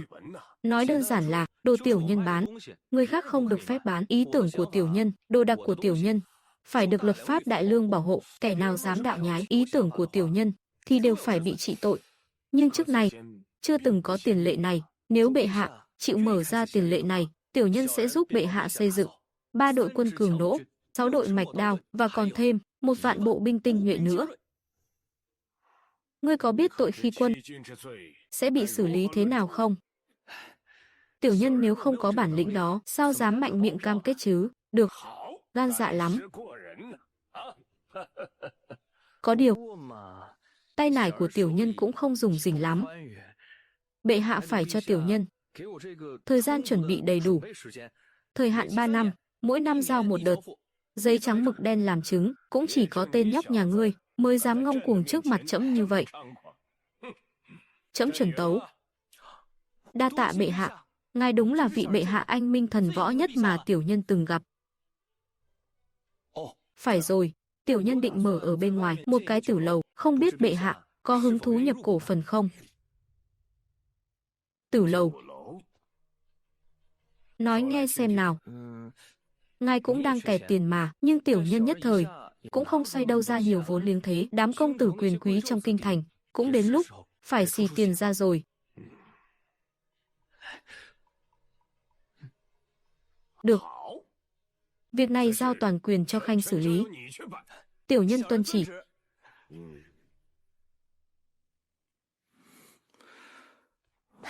Tiểu Phong, Đệ giỏi quá đi mất. Đơn đặt hàng đường trắng của nhà ta đã xếp hàng dài đến tận tháng sau rồi. Phen này nhà mình phát tài to rồi. Nhị tỷ, tỷ đừng lo chuyện đường trắng nữa. Tỷ xem giúp ta định mở tử lầu thì chọn mặt bằng nào tốt đây? Sao tự dưng ngươi lại đòi mở tử lầu? Ước mơ của ta là trở thành người giàu nhất Đại Lương, đương nhiên phải vẽ ra cái bản đồ thương mại của riêng mình chứ. Được rồi, để tỷ xem giúp. Vị trí này đẹp đấy, chỗ này lưu lượng người qua lại lớn, lại ngay mặt phố, bên cạnh còn có cái hí đài. Duyệt, chốt đơn chỗ này đi, mua đứt nó luôn cho ta.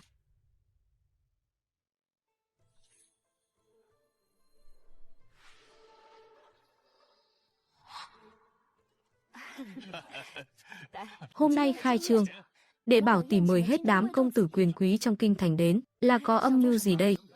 Đương nhiên là để gọi vốn từ bọn họ rồi.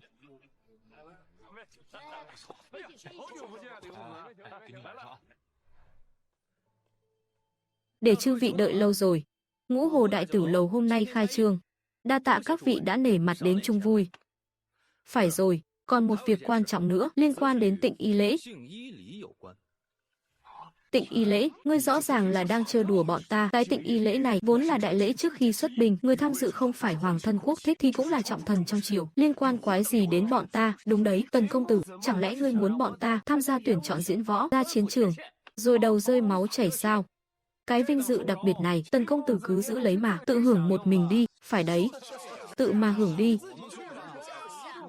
Chư vị bình tĩnh, ém tém lại chút nào. Tên Tần Phong này chuyên thói xu nịnh. Hắn định đem công tử kinh thành ra làm vật tế thần, làm toàn chuyện hại người lợi mình, bẩn thỉu vô cùng. Hắn muốn biến toàn bộ công tử kinh thành thành kẻ thù đấy. Chúng ta phải đồng lòng chung sức, tẩy chay Tần Phong.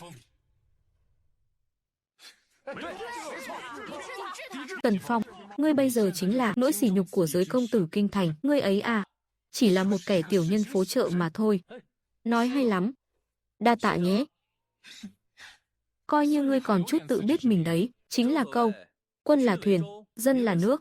Nước có thể nâng thuyền, cũng có thể lật thuyền. Tại hạ có thể cùng thiên hạ và người dân phố chợ hòa làm một. Thực là may mắn của bản thân ta vậy. Đúng là không biết nhục. Hay là các vị cảm thấy hai chữ chợ búa là từ ngữ thấp hèn gì sao? Các vị đã nói ta là kẻ tiểu nhân phố chợ thì ta cũng nhận luôn. Các vị con quan quyền quý, cao cao tại thượng như thế, đương nhiên không thể cùng đám dân đen kiến cỏ bọn ta chung đường rồi. Ta còn nói được gì nữa? Cái này ai dám thừa nhận chứ? Nếu nói coi thường dân thường, e là rắc rối sẽ càng nhiều hơn. Tần công tử nói hay lắm. Tại hạ cũng giống ngài, cũng chỉ là thường dân kinh đô thôi. Đáng chết, ngọn lửa khó khăn lắm mới trông lên được, lại bị hắn hóa giải như vậy rồi. Tần Phong, chuyện Tịnh Y Lễ đó, rốt cuộc ngươi muốn giở trò gì? Nay quốc nạn đang kề cận, thiên tai nhân họa xảy ra khắp nơi, quốc khó thu không đủ chi. Chắc hẳn những việc khó khăn này, chư vị đều đã rõ trong lòng cả rồi chứ. Tên Tần Phong này rốt cuộc muốn làm gì? Sao ta có dự cảm chẳng lành thế này? Việc này thì liên quan gì đến bọn ta? Một kẻ du thủ du thực như ngươi mà cũng bày đặt quan tâm đến chuyện triều chính sao? Chuyện liên quan đến đại sự quốc gia, thất phu hữu trách. Sao hả? Lý ra các ngươi thân là trọng thần triều đình, lại không muốn Đại Lương ta trở nên phồn vinh thịnh vượng sao? Ngươi ngậm máu phun người, cha ta một lòng trung thành tận tụy. Đã như vậy, thì lát nữa chính là lúc để Lý thiếu gia biểu lộ lòng trung thành đấy. Thưa chư vị, Tịnh Y Lễ này, một là thắp hương tỏ chí, hai là vì quốc gia mà tuyển chọn ra những tướng lĩnh trẻ tuổi. Tuy nói khoảng cách với chúng ta còn xa, nhưng ta cũng muốn đóng góp một phần sức lực cho đất nước. Chuyện này là sao đây? Tại hạ Tần Phong kêu gọi các vị hăng hái quyên góp. Tiền từ thiện thu được sẽ sung vào quốc khố. Hơn nữa phàm là người quyên tiền sẽ được lưu danh vào sổ sách. Đợi đến Tịnh Y Lễ sẽ dâng lên cho bệ hạ ngự lãm. Bệ hạ nhất định sẽ ghi nhớ công lao của chư vị. Ngươi á, chỉ là đổi sang một cách thức khác để trấn lột tiền thôi chứ gì. Lúc nãy ngươi còn thề thốt trung thành với bệ hạ, bây giờ lại bảo ta bay cho trấn lột tiền sao? Xem ra á, cũng chẳng có chút lòng trung nào đáng nói cả. Lòng trung thành của Lý gia ta đâu đến lượt ngươi trà đạp. Có điều, ngươi làm càn như vậy, mượn danh nghĩa bệ hạ để hành sự, không sợ bị chém đầu sao? Đúng đấy, đây là tội khi quân đấy. Hơn nữa, thay bệ hạ quyên góp ngân lượng, xưa nay chưa từng nghe E là số tiền này ấy à, cuối cùng đều chui tọt vào túi của Tần Phong thôi. Số bạc này, cuối cùng chắc chắn là đổ sông đổ biển thôi, phải đấy. Tần Phong, chỉ cần có ta ở đây, ngươi đừng hòng quyên góp được một xu. Ngay dưới chân thiên tử, Tần Mỗ dám nói ra những lời này. Các vị cũng nên hiểu, là ý của ai rồi chứ.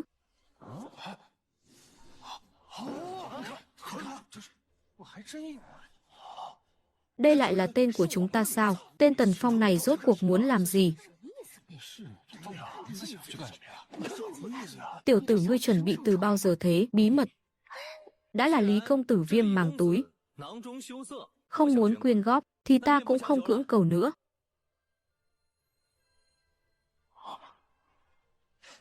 Ngươi! Tại hạ đã là người gây quỹ, thì đương nhiên phải làm gương. Ta xin lấy danh nghĩa cá nhân, quyên góp 5 vạn lượng bạc trắng, cầu chúc đại lương ta thiên thu vạn đại. Hào phóng thật đấy. Hay, khá lắm, khá lắm. Tần công tử thật có khí phách.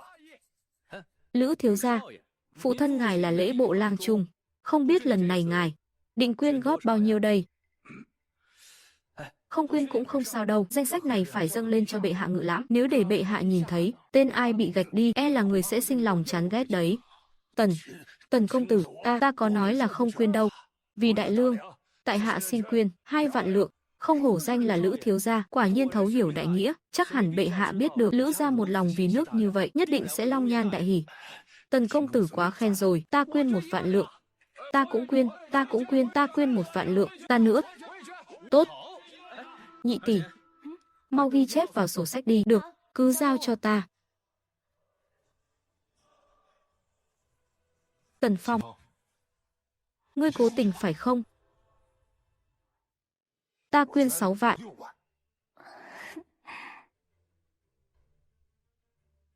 Việc quyên góp này chẳng phải là tự nguyện sao? Ta đâu có ép buộc ai. Lý công tử không muốn quyên, sao lại trách ngược lên đầu ta thế? Ngươi, con trai công bộ thị lang, quyên góp 6 vạn lượng. Không hổ danh là con trai công bộ thị lang, tại hạ thay mặt sự nghiệp quốc phòng đại lương, chân thành cảm tạ ngài. Phụ thân ngài có được đứa con trai tốt như ngài, sau này quan lộ ắt sẽ thênh thang. Không như ai kia. Trên cả cái danh sách này chỉ có tên một người là bị gạch đi. Lý gia, chẳng lẽ là không quan tâm đến hưng vong của đại lương sao? Nhị tỷ, lời không thể nói như vậy, đệ chỉ lo bệ hạ, nhìn không hiểu ý này. Tỷ chú thích vào đi, được. Con trai hộ bộ thượng thư. Một xu không nhả. Tần Phong, ngươi nhắm vào ta như thế, không sợ cha ngươi trên triều bị người ta chơi xấu sao? Ngươi nói cái gì? Ngươi nói ngươi không quyên góp, lại còn muốn chèn ép cha ta trên triều. Ngươi muốn chơi xấu cha ta. Lý Duệ, sao ngươi lại như thế? Cậy cha mình là thượng thư mà dám làm càn sao? Quá đáng lắm rồi. Tần công tử là đang làm việc cho bệ hạ đấy, ngươi không sợ rơi đầu à? Đúng vậy. Tần Phong hắn nghe nhầm rồi. Ta sao có thể nói lời đó chứ? Ý của ta là ta nguyện ý quyên góp một khoản. Ra là vậy. Nhưng mà Lý huynh à, dấu gạch chéo này đã vẽ lên rồi. Nếu sửa lại là làm khó cho ta quá. Vẽ lại cái mới không phải là được rồi sao? Huynh cũng biết mà, con người ta lười lắm, tên thì đã viết xong rồi, giờ mà muốn sửa, tốn công tốn sức lắm. Ra giá đi. Không hổ là Lý huynh, quả nhiên sảng khoái, ta cũng không đòi hỏi nhiều, chỉ 5 vạn 5 ngàn lượng tiền công vất vả là được. Được, thì 5 vạn 5 ngàn lượng. Huynh đệ tốt. So với huynh, ta đúng là kẻ nghèo rớt mồng tơi mà. Ghi vào. Con trai hộ bộ thượng thư Lý Duệ, quyên góp 10 vạn lượng. Được. Cái gì? Ta nói muốn quyên 10 vạn lượng bao giờ? Chẳng phải huynh vừa bảo thế sao? Trả ta 5 vạn 5 ngàn lượng, phí vất vả, quyên góp 10 vạn. Chuyện này, sao lại muốn quỵt nợ rồi? Nếu Lý thiếu gia không muốn quyên, thì thôi vậy.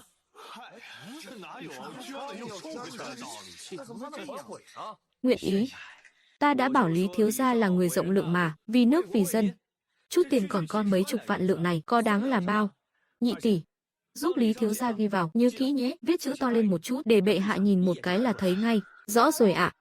Cái triều đại này kể cũng lạ, tuy quốc khố eo hẹp, nhưng mức tiêu dùng chung của mọi người, thu nhập cũng khá cao đấy chứ, hở ra là tiêu mấy chục vạn lượng quá đã luôn.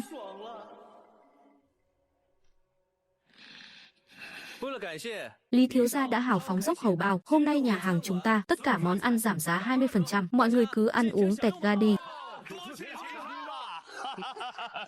Tần Phong, đợi đấy, ta xem ngươi còn cười nổi nữa không.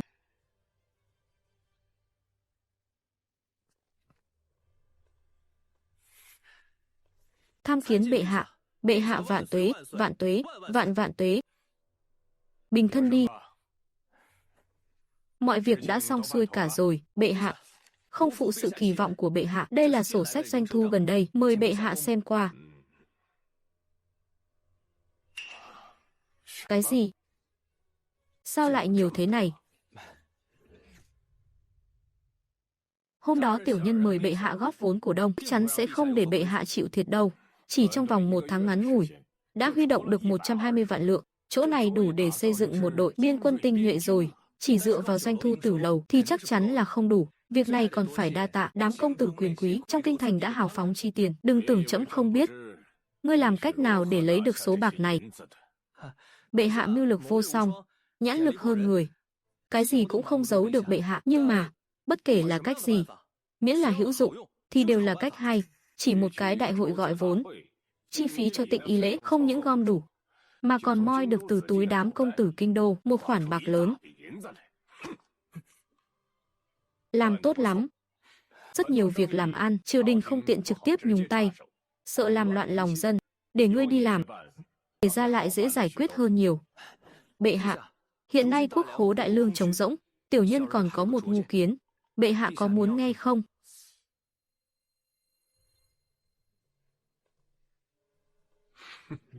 Thằng nhóc ngươi nói thử xem. Bệ hạ, ngươi có thể phát hành quốc trái. Quốc trái là cái gì? Gần giống như một hình thức vay mượn trong dân gian. Không hẳn ạ, là dùng uy tín của nước đại lương ta vay nợ từ các thương hộ lớn, chia ra nhiều năm, hoàn trả cả gốc lẫn lãi. Về phần lãi suất này, sẽ cao hơn tiền trang một chút, nhưng thấp hơn vay nặng lãi dân gian một chút, cũng đồng nghĩa với việc để các thương hiệu khắp nơi bỏ tiền ra đánh giặc, đợi sau khi chiến sự kết thúc, sẽ lại do quốc khố rót tiền trả dần. Không sai. Đem áp lực tài chính của một năm san sẻ ra cho nhiều năm, hơn nữa uy tín của nước đại lương đương nhiên không phải mấy cái tiền trang kia sánh được, có thể so sánh với. Thương nhân thích đầu tư theo kiểu ăn chắc mặc bền, tự nhiên sẽ thấy hứng thú hơn hẳn. Tần Phong à Tần Phong, cái đầu này của Khanh rốt cuộc là làm bằng cái gì vậy, toàn chứa mấy ý tưởng kỳ lạ độc đáo. Có thể san sẻ nỗi lo cho bệ hạ là phúc phận của tiểu nhân. Phải rồi, sau khi phát hành quốc trái có thể cho phép tiểu nhân có quyền ưu tiên mua trước không?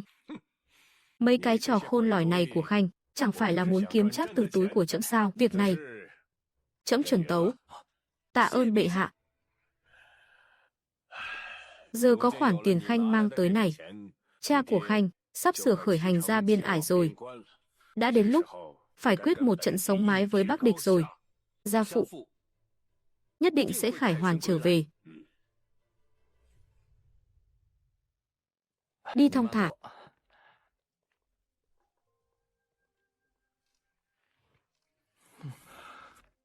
Tiểu nhị, mang hết rượu ngon món lạ ở đây lên hết cho ta, nhanh cái chân lên, có ngay.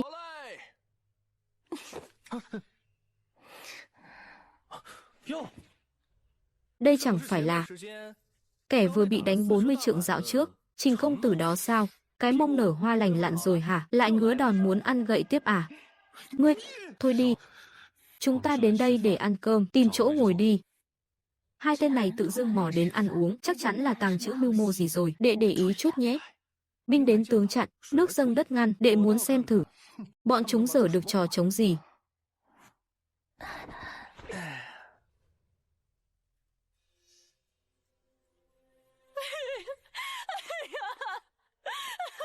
Tần Phong, cái hắc điếm giết người cướp của này. Chồng ta ở chỗ các người ăn cơm xong, Về nhà là lăn ra chết bất đắc kỳ tử. Hôm nay ngươi phải cho ta một lời giải thích.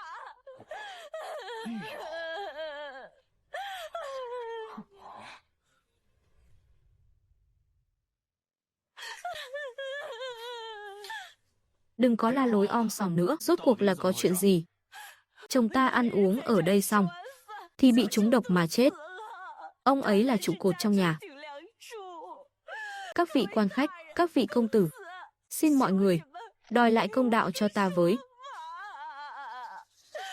Kịch hay đến rồi đây. Chuyện liên quan đến mạng người, đừng có mà cợt nhả. Tên Tần Phong này quả nhiên làm ra những chuyện thất đức như vậy, ta nhất định sẽ chủ trì công đạo cho ngươi. Ngươi nói là trúng độc mà chết, có bằng chứng gì không? Dân nữ đâu biết gì về y thuật. Chẩn đoán của đại phu trong thành chính là bằng chứng, không phải ai xa lạ, chính là Lữ tiên sinh của Thanh Thảo Đường. Lữ tiên sinh, đó là danh y nức tiếng kinh thành, tuyệt đối không thể sai sót được. Người này chắc chắn là bị thực phẩm của Tử Lầu làm cho trúng độc chết, đã là chẩn đoán của Lữ tiên sinh thì tự nhiên không còn gì phải nghi ngờ. Có điều, Tử Lầu này rốt cuộc đã dùng loại thực phẩm bẩn thỉu nào mà lại hại chết người ta như vậy chứ? Tần Phong, ngươi định giải thích chuyện này thế nào đây? Vu khống, chắc chắn là vu khống. Ngươi còn cười được sao?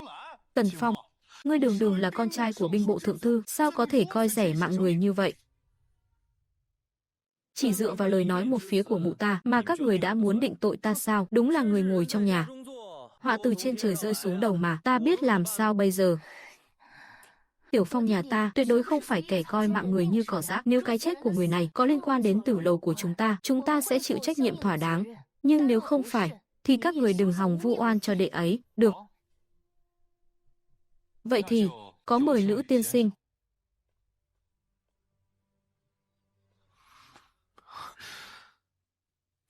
Lữ tiên sinh, xem người này có phải do trúng độc thực phẩm dẫn đến bạo bệnh hay không? Sao hả? Trình công tử đây là đang nghi ngờ y thuật của lão phu sao? Không dám, chỉ là chuyện này liên quan đến mạng người, vẫn nên cẩn trọng chút thì hơn. Giờ chứng cứ đã rành ra đó, kẻ này ấy à, đích thị là do Tần Phong giết. Nhị tỷ, đã thấy bọn họ thừa cơ bắt nạt nhà mình lúc cha đi vắng, thì tỷ hãy vào cung, cầu xin bệ hạ làm chủ cho đệ. Được.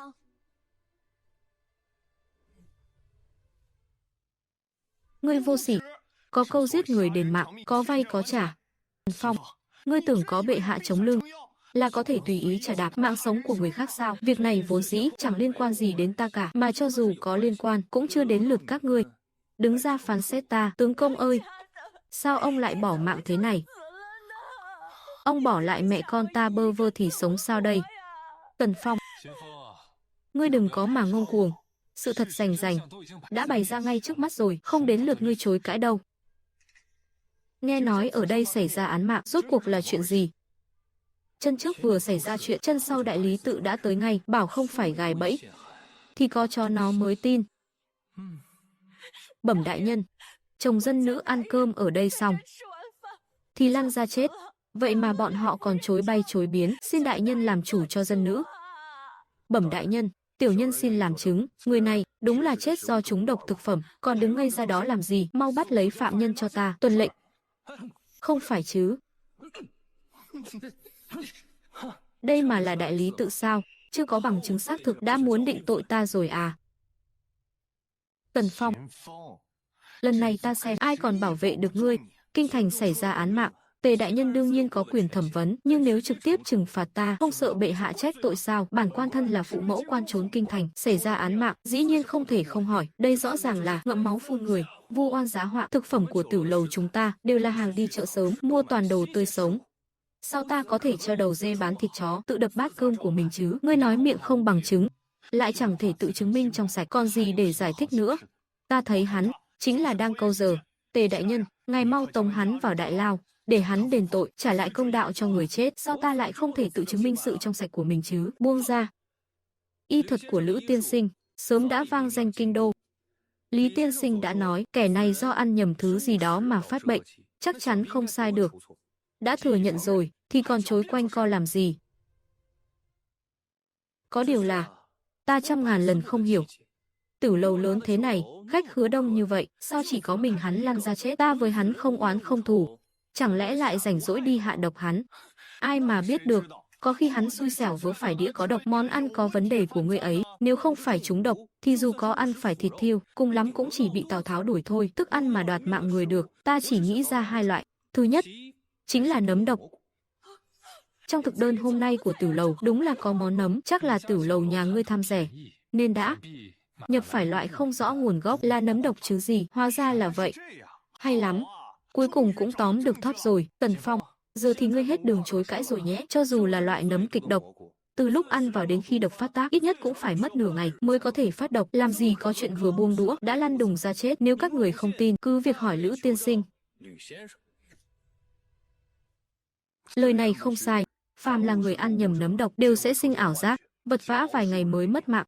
Sao có thể như thế được, nếu là ăn nhầm nấm độc hay ngộ độc thực phẩm thông thường, lão phu tự tin cũng có thể chẩn đoán ra ngay. Nhưng người này trúng độc, rốt cuộc là ăn phải thứ gì, lão phu thực sự khó lòng phát hiện. Ngoài nấm độc ra, vẫn còn một loại thực phẩm nữa có thể đoạt mạng người, cá nóc. Gan của loài cá này chứa kịch độc, chỉ trong một thời gian ngắn là có thể đoạt mạng người ngay. Tề đại nhân, ta căn bản chưa từng nghe nói về loài cá này, hắn rõ ràng là đang nói hưu nói vượn, phải. Mau bắt hắn lại. Đừng nghe hắn ngụy biện nữa, đúng đấy, tốt nhất là xử lý hắn sớm đi cho xong chuyện. Xử lý? Có điều, muốn xử lý ta, ngươi gấp gáp cái gì chứ, đợi ta nói hết đã. Rồi định tội cũng chưa muộn mà. Ngươi vội vã như vậy. Chẳng lẽ chuyện này là do ngươi làm, ngươi đừng có ăn nói hàm hồ. Tần công tử, loài cá ngươi nói, quả thực độc thế sao? Không sai. Trong lãnh thổ Đại Lương, tuy có vài nơi sản sinh cá nóc nhưng khoảng cách đến kinh đô đều xa cả ngàn dặm, căn bản không thể vận chuyển tới đây được. Đây là lý do ngươi tìm để chối tội cho bản thân sao? Cho dù là vậy, ngươi cũng có thể sắp xếp từ chức mà. Đúng thế, ta thấy ngươi rõ ràng là ủ mưu đã lâu, cố tình vận chuyển về kinh đô, chắc chắn sẽ bị quan phủ tịch thu, không chừng còn bị gán cho cái tội mưu tài hại mệnh ấy chứ. Thử hỏi xem, ta và người này vốn không quen biết, việc gì phải tốn công tốn sức như vậy để đầu độc hắn? Kể cũng đúng, cũng đâu phải thâm thù đại hận gì, hắn là con trai binh bộ thượng thư, căn bản chẳng cần thiết phải giết một người dân đen làm gì. Hơn nữa, loài cá hiếm có như vậy, giá cả chắc chắn đắt đỏ, ta đoán là cái mạng quành của hắn e là còn chẳng đắt bằng con cá độc này đâu. Vị đại tẩu này, không biết chồng của tẩu có từng xích mích với ai không? Ông ta xưa nay hiền lành hòa nhã, chàng chưa từng tranh chấp với bất kỳ ai cả. Nói như vậy, kẻ gian ác hại người vô tội kia đơn thuần chỉ là để vu oan giá họa, bôi nhọ bản thiếu gia đây mà. Tần công tử là con trai binh bộ thượng thư, là nhân vật có máu mặt, có tiếng nói trong kinh thành này, kẻ nào mà to gan như vậy, dám vu oan giá họa chứ? Chẳng lẽ là hoàng thượng quá sủng ái Tần Phong nên bị người ta ghen ăn tức ở? Đây cũng chỉ là suy luận mồm của ngươi, chẳng có bằng chứng thực tế nào chứng minh ngươi trong sạch. Ngươi muốn trốn tội sao? E là không dễ đâu. Ngươi nói cũng không sai, ta dám đảm bảo, trong tử lầu này của ta tuyệt đối không bao giờ xuất hiện loại độc tố này, cho nên chỉ cần tìm ra rốt cuộc là kẻ nào đã chạm qua bát đũa của người này hoặc là ly rượu thì có thể tóm cổ được hung thủ. Tử lầu người qua kẻ lại đông như vậy, làm sao mà tìm cho ra được? Tần Phong, ta thấy ngươi rõ ràng là muốn chối tội cho bản thân thôi. Người đâu? Khóa chặt cửa lại. Ngươi muốn làm cái trò gì vậy? Đây là chuyện lớn liên quan đến mạng người, không thể qua loa đại khái được. Gọi tất cả người làm trong tử lầu tập trung ra đại sảnh, nhìn kỹ mặt người chết trước đi, rồi nhớ cho kỹ vào, rốt cuộc là ai đã chạm vào chén đũa của hắn. Thiếu gia, người này từng gọi tiểu nhân xin đổi ly 2 lần. Hơn nữa, lúc đó người này ngồi ngay cạnh nạn nhân. Ăn nói hàm hồ, các ngươi rõ ràng là ngậm máu phun người, vu oan giá họa. Độc cá nóc là kịch độc, một khi nuốt phải là coi như đi chầu ông bà ngay. Để cho an toàn, ngươi chắc chắn đã cầm thứ gì đó tẩm độc cá nóc rồi bôi lên ly rượu. Như vậy cũng đâu chứng minh được là do Trình công tử làm. Ta nghĩ đi nghĩ lại, thứ tiện nhất để ngươi dùng giữa chốn đông người mà không bị ai nghi ngờ, chẳng lẽ là khăn tay sao?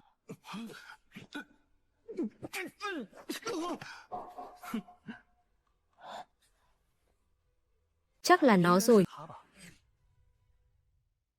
Đây chỉ là khăn tay bình thường thôi, ngươi vội vàng cái gì chứ, có phải khăn thường hay không? Kiểm tra thử là biết ngay, đi bưng chậu nước ra đây. Vâng.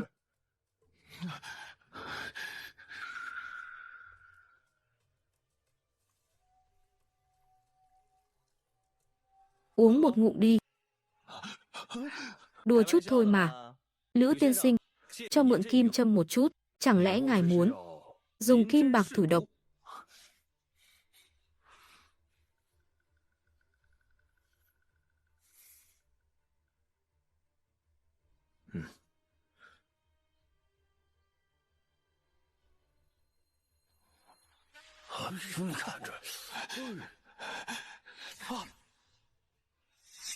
Hóa ra đúng là Trình công tử thật à, thù hằn gì mà lớn thế, lại dùng loại độc này để hãm hại Tần công tử, ngươi không biết sao?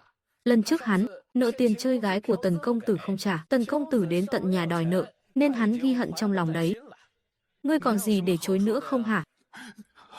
Lý công tử, ngươi nhất định phải cứu ta với, ta là vì giỏi cho tên Trình Phát nhà ngươi, tâm địa lại độc ác như vậy, ta. Tề đại nhân, xin ngài hãy xử lý công bằng.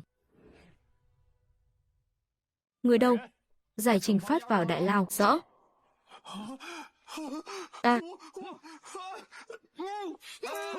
Khoan đã, Trình công tử hình như có điều muốn nói, sao không để hắn nói cho hết câu thế? Trình Phát, ngươi phải suy nghĩ cho thật kỹ đấy, khai ra kẻ đứng sau chỉ đạo ngươi, như vậy ngươi mới bớt chịu nỗi khổ da thịt. Dù sao thì Trình gia cũng chỉ có mình ngươi là con trai độc đinh. Để Trình Phát nói. Rõ ràng là hắn sai ta làm. Hắn nói, sau khi xong việc, còn cho ta 10 vạn lượng bạc. Tần Phong, ngươi hại ta thê thảm quá mà. Hay cho câu, vừa ăn cướp vừa la làng. Trình Phát, hiện tại mọi chứng cứ đều chứng minh hung thủ là ngươi. Nếu ngươi không thành khẩn khai báo, e rằng cả cái Trình gia nhà ngươi đều sẽ bị liên lụy đấy. Nếu khai báo sự thật, Tần Phong ta đảm bảo Trình Phát ngươi bình an vô sự. Còn ngẩn ra đó làm gì, mau áp giải hắn đi. Khoan đã, kẻ nào dám động vào hắn?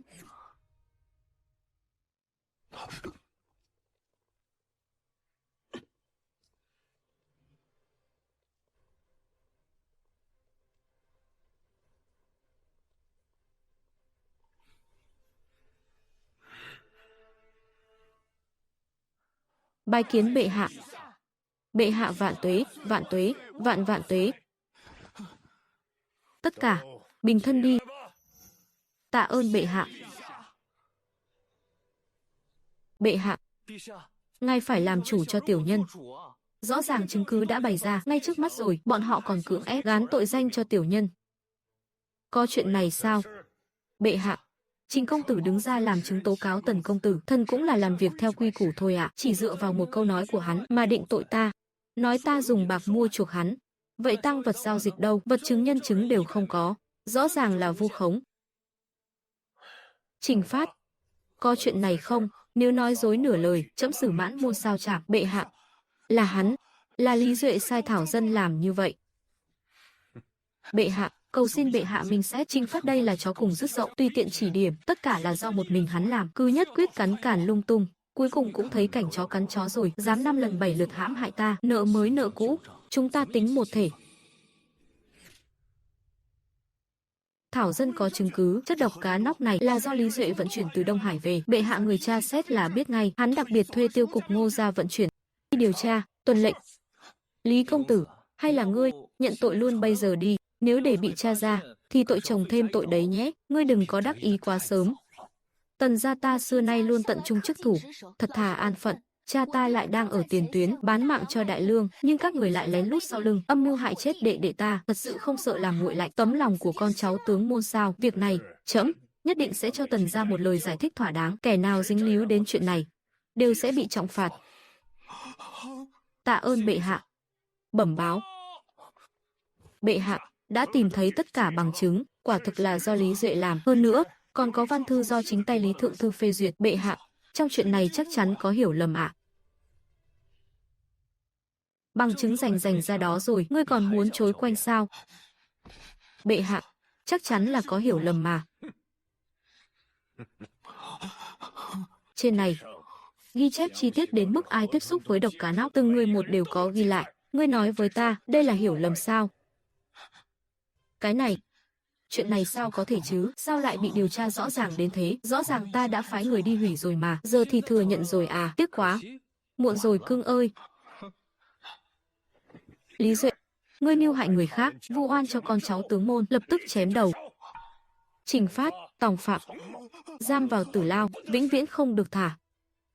Đại Lý Tự Khanh Tề Thịnh thất trách, bãi quan, tịch thu gia sản. Bệ hạ khai ân, tiểu nhân không dám nữa đâu, không bao giờ dám nữa đâu bệ hạ. Bệ hạ khoan đã.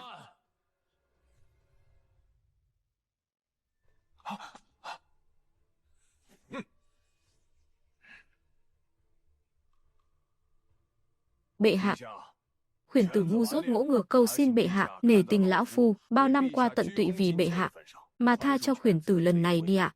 Cái lão già này, Lý Duệ hạ độc hại chết người ta, ông còn dám xin bệ hạ tha cho hắn à? Liêm Sỉ vứt đâu rồi? Trước đó vẫn còn là một người sống sờ sờ, chỉ vì tư tâm của hắn, mà giờ lại biến thành một cái xác lạnh lẽo. Chẳng qua chỉ là một tên thường dân đen thôi mà, chết thì cũng chết rồi. Ngươi ngon thì nhào vô đây, ngươi cũng là người mà, hay là ngươi cũng chết thử xem.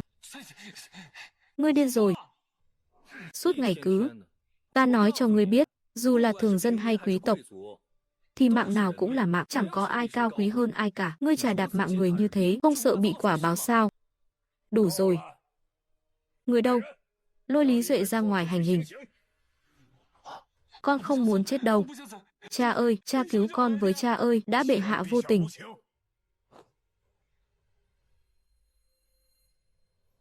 Thì đừng trách thần bất nghĩa.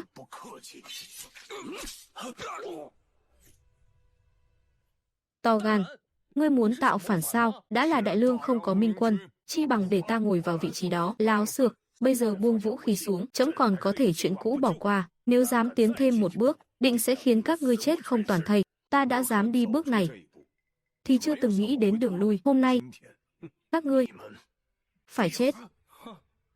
Chỉ với mấy mống người ngươi mang tới mà đòi giết bọn ta sao? Đúng là không biết tự lượng sức mình, chẳng biết mình nặng nhẹ bao nhiêu. Tần Phong, ngươi đấu không lại ta đâu, ta sớm muộn gì cũng sẽ làm chủ thiên hạ này. Còn ngươi, chỉ xứng quỳ trước mặt ta, liếm giày cho ta. Hay lắm. Trẫm, đúng là đã xem thường dã tâm của ngươi. Ngươi chỉ biết trọng dụng gia tộc họ Tần, gây chiến với Bắc địch, hôn quân vô đạo, chi bằng đổi thành ta, làm cái ghế hoàng đế này, bá tánh thiên hạ, mới có thể sống những ngày tốt đẹp. Mưu triều son vị, lại được ngươi nói nghe văn vở thế cơ à? Chẳng lẽ chỉ cho phép Bắc địch đánh chúng ta, còn chúng ta không được bật lại sao? Nhu nhược vô năng như vậy, bá tánh mà rơi vào tay ngươi thì đúng là mạt phận rồi. Chúng ta không chủ trương bắt nạt người khác, nhưng cũng không cho phép kẻ thù xâm phạm một tấc đất đai. Đây là giới hạn cuối cùng. Nói hay lắm. Đây mới là nam nhi đại lương ta. Rõ ràng chỉ cần cúi đầu là đổi lấy được sự an ninh cho bá tánh, chung sống hòa bình, mới là thượng sách. Nhưng ngươi lại không chịu. Đúng là hôn quân. Không phải, ngươi biết cái cóc khô gì, người ta đã đến tận cửa nhà ngươi, vừa giết vừa cướp rồi, mà ngươi còn tơ tưởng đến chung sống hòa bình à? Thiên hạ mà rơi vào tay ngươi thật, thì đúng là toang thật rồi. Thế thì đã sao? Các ngươi hiện tại chính là cá nằm trên thớt, mặc cho ta chém giết. Ngươi đừng có mà ngông cuồng quá, nếu không, ta xử đẹp ngươi ngay bây giờ đấy. Ai là Dao Thớt? Vẫn chưa biết được đâu. Có điều ta lại tò mò, sao ngươi tính toán được? Hôm nay bệ hạ sẽ xuất cung, ngươi ở phủ Kỷ Vương. Sau khi gặp riêng hắn ta, ngươi liền ra sức vơ vét tiền tài của con em quý tộc. Chắc chắn là do hắn chỉ đạo. Một kẻ như ngươi, là công cụ kiếm tiền đắc lực. Sao hắn nỡ để ngươi chết được? Cho nên, ngươi mới bày ra cái bẫy hôm nay, hoặc là ta chết, hoặc là bệ hạ băng hà. Không sai. Lý đại nhân là tiểu nhân có mắt như mù, xin ngài đại nhân đại lượng, đừng chấp kẻ tiểu nhân. Tiểu nhân, nể tình Trình gia chúng ta đã từng bán mạng vì ngài, nhất định phải cứu ta với. Cút ngay. Lúc nãy khi ngươi khai ra ta, không có cái bộ mặt này, cút.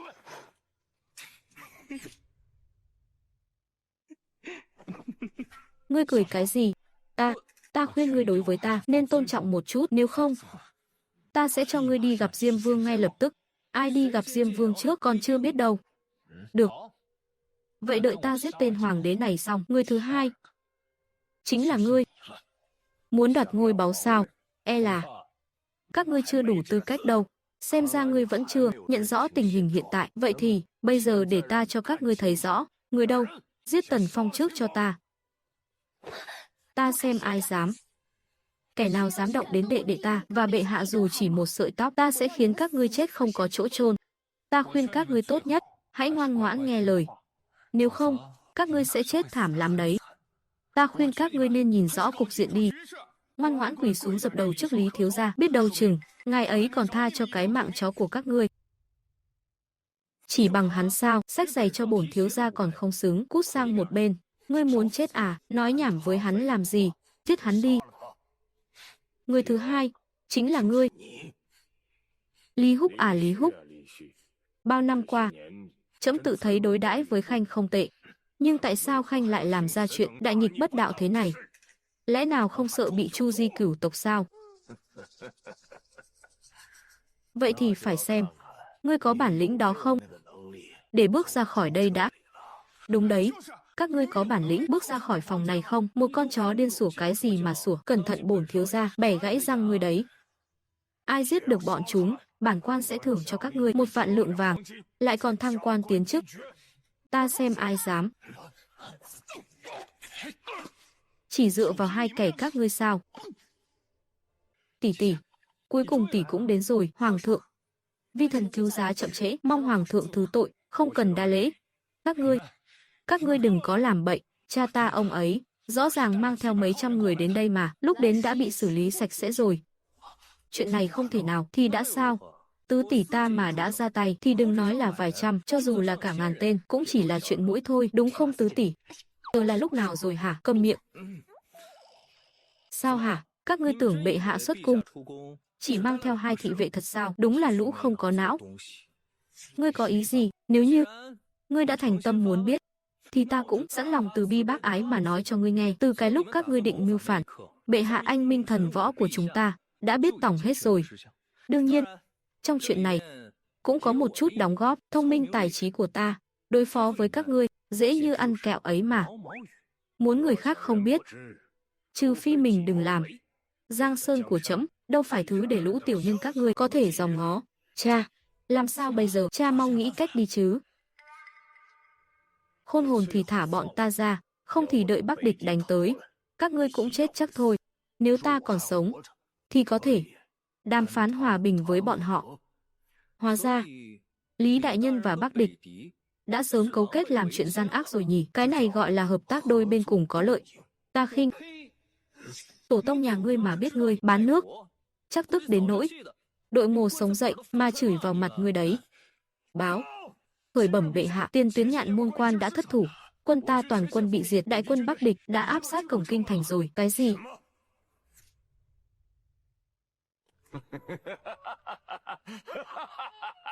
Xem ra Khoáng đại nhân đã thành công rồi. Biết điều thì mau chóng đầu hàng đi. Mưu quyền son vị, lại còn thông đồng bán nước. Ngươi không sợ bị người trong thiên hạ phỉ nhổ sao? Thì đã sao? Được làm vua thua làm giặc, lịch sử từ cổ chí kim vốn dĩ đều do kẻ thắng viết nên, chỉ cần đám người các ngươi chết hết, ta chính là chúa tể của vùng trời này. Muốn chết à? Lòng tham không đáy rắn nuốt voi, sớm muộn gì ngươi cũng bị quả báo. Cái lão cha đoàn mệnh của ngươi chắc đã thành oan hồn dưới đao của người Bắc địch rồi. Các ngươi tỏ vẻ kiêu ngạo với ta thì có ích lợi gì chứ? Tứ tỷ, giết hắn đi, báo thù cho cha ta. Báo. Khởi bẩm bệ hạ, quân đội Bắc địch đã đến cổng thành kinh đô rồi, không phải mới đến Nhạn Môn quan sao? Sao đột nhiên lại áp sát cửa ngõ kinh thành rồi? Chuyện này phải làm sao đây? Ta còn chưa muốn chết đâu. Tất cả các ngươi đều phải chết. Đến lúc đó, khi các ngươi xuống suối vàng, ta ấy à, sẽ đích thân đốt vàng mã cho các ngươi. Lý thượng thư, sau này xin hãy nâng đỡ ta với nhé. Bây giờ giết bọn chúng đi. Cái ghế thừa tướng sẽ là của ngươi. Động thủ.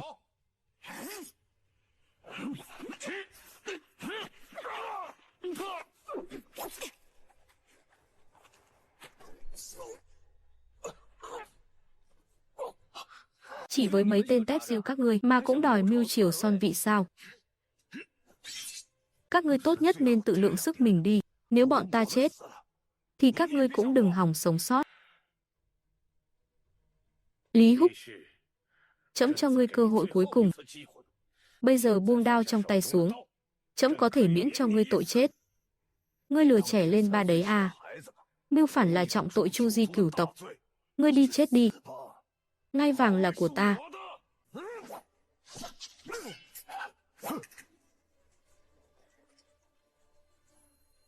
Hộ giá. Không phải ngươi đã chết ở biên cương rồi sao? Sao ngươi lại ở đây? Trước đây đã sớm cho ngươi cơ hội rồi. Là do ngươi không biết trân trọng, với cái não trạng này mà cũng đòi tạo phản. Đúng là nực cười. Tần Phong. Nói cho hắn biết đi. Để hắn được chết nhắm mắt. Tuân lệnh. Từ khoảnh khắc cha ta rời khỏi kinh thành thì tất cả đã bắt đầu nằm trong kế hoạch của ta và bệ hạ rồi. Còn về những bức thư từ qua lại giữa ngươi và Bắc Địch thì bệ hạ đã sớm nắm trong lòng bàn tay. Toàn bộ quân tư trang, Lý gia các ngươi chắc là đã chi ra một nửa đấy nhỉ? Bất ngờ chưa? Khoan đã. Vậy chuyện Bắc Địch đã đến cổng thành kinh đô là thế nào? Các ngươi bị lừa cả rồi. Ngươi đến cổng kinh đô là cha ta. Còn về đám Bắc Địch mà các ngươi mong ngóng, giờ này thân ốc còn lo chưa xong đâu. Ý ngươi là sao? Đương nhiên là ta. Đã đánh cho bọn chúng tơi bời hoa lá rồi. Bọn chúng đã bại trận, còn phải cống nạp cho đại lương ta nữa. Nếu không chịu cống nạp, thì chúng ta lại tẩn cho một trận nữa. Không thể nào. Kỵ binh Bắc Địch hung hãn như vậy. Ngươi không thể nào trong thời gian ngắn như thế mà đánh bại được Bắc Địch. Trong chuyện này đương nhiên là nhờ binh pháp của ta, và cả vũ khí do chính tay ta chế tạo nữa chứ. Ngươi và cả Bắc Địch đều thua cả rồi. Cha con Lý gia mưu phản. Theo luật chu di cửu tộc, hôm nay xử trảm. Bệ hạ, thần biết tội rồi. Xin bệ hạ tha cho thần lần này đi. Thần cũng chỉ là nhất thời hồ đồ mà thôi. Lôi xuống. Bệ hạ, bệ hạ.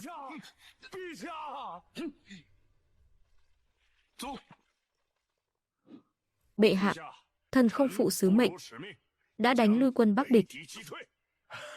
Ái khanh bình thân.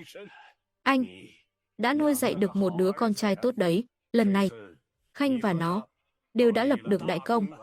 Bệ hạ, ngươi quá khen rồi. Tần Phong, nói đi. Ngươi muốn ban thưởng gì? Trẫm đều sẽ đáp ứng ngươi.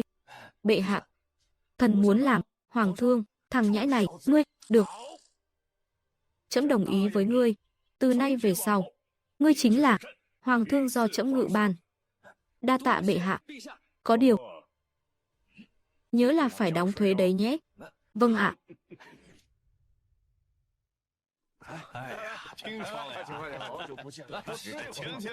Xem đi. Thằng danh con, đây là danh sách cha tìm cho ngươi. Danh sách các tiểu thư khuê các. Ngươi xem ưng cô nào, cha đi dạm ngõ cho. Thôi khỏi đi. Ta bây giờ ấy à, chẳng muốn lấy vợ đâu. Kiếm tiền thế này, thơm biết bao nhiêu. Gần 3 tháng này, việc kinh doanh của tiểu lầu nhà ta ngày càng phất lên rồi. Các tiệm tráng miệng trên toàn quốc cũng đang lần lượt khai trương. Làm gì có thời gian mà đi xem mắt. Thằng nghịch tử này, ngươi dám làm tuyệt tự Tần gia nhà ta cắt đứt hương hỏa hả? Cha, đừng đánh nó, bớt giận đi ạ.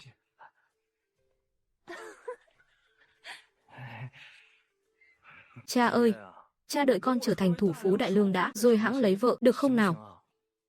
Cha vừa mới từ chiến trường trở về, phải giữ gìn sức khỏe chứ, dù sao thì cả cái nước đại lương này vẫn còn phải dựa vào cha bảo vệ đấy. Ngươi cũng biết thế cơ à, sớm muộn gì ta cũng bị ngươi chọc cho tức chết. Mau chóng lấy vợ cho ta, sinh một đứa cháu đích tôn bụ bẫm. Ai mà ngờ, được cái kẻ ngày xưa chỉ biết treo hoa gạo nguyệt, lêu lổng chơi bời, giờ lại trở nên tham tiền như thế này. Nhị tỷ, tỷ nói xem nó có còn là đệ đệ của chúng ta không? Nó mãi mãi là đệ đệ của chúng ta, cả đời này sẽ luôn yêu thương, đùm bọc lẫn nhau, là người một nhà. Đương nhiên rồi,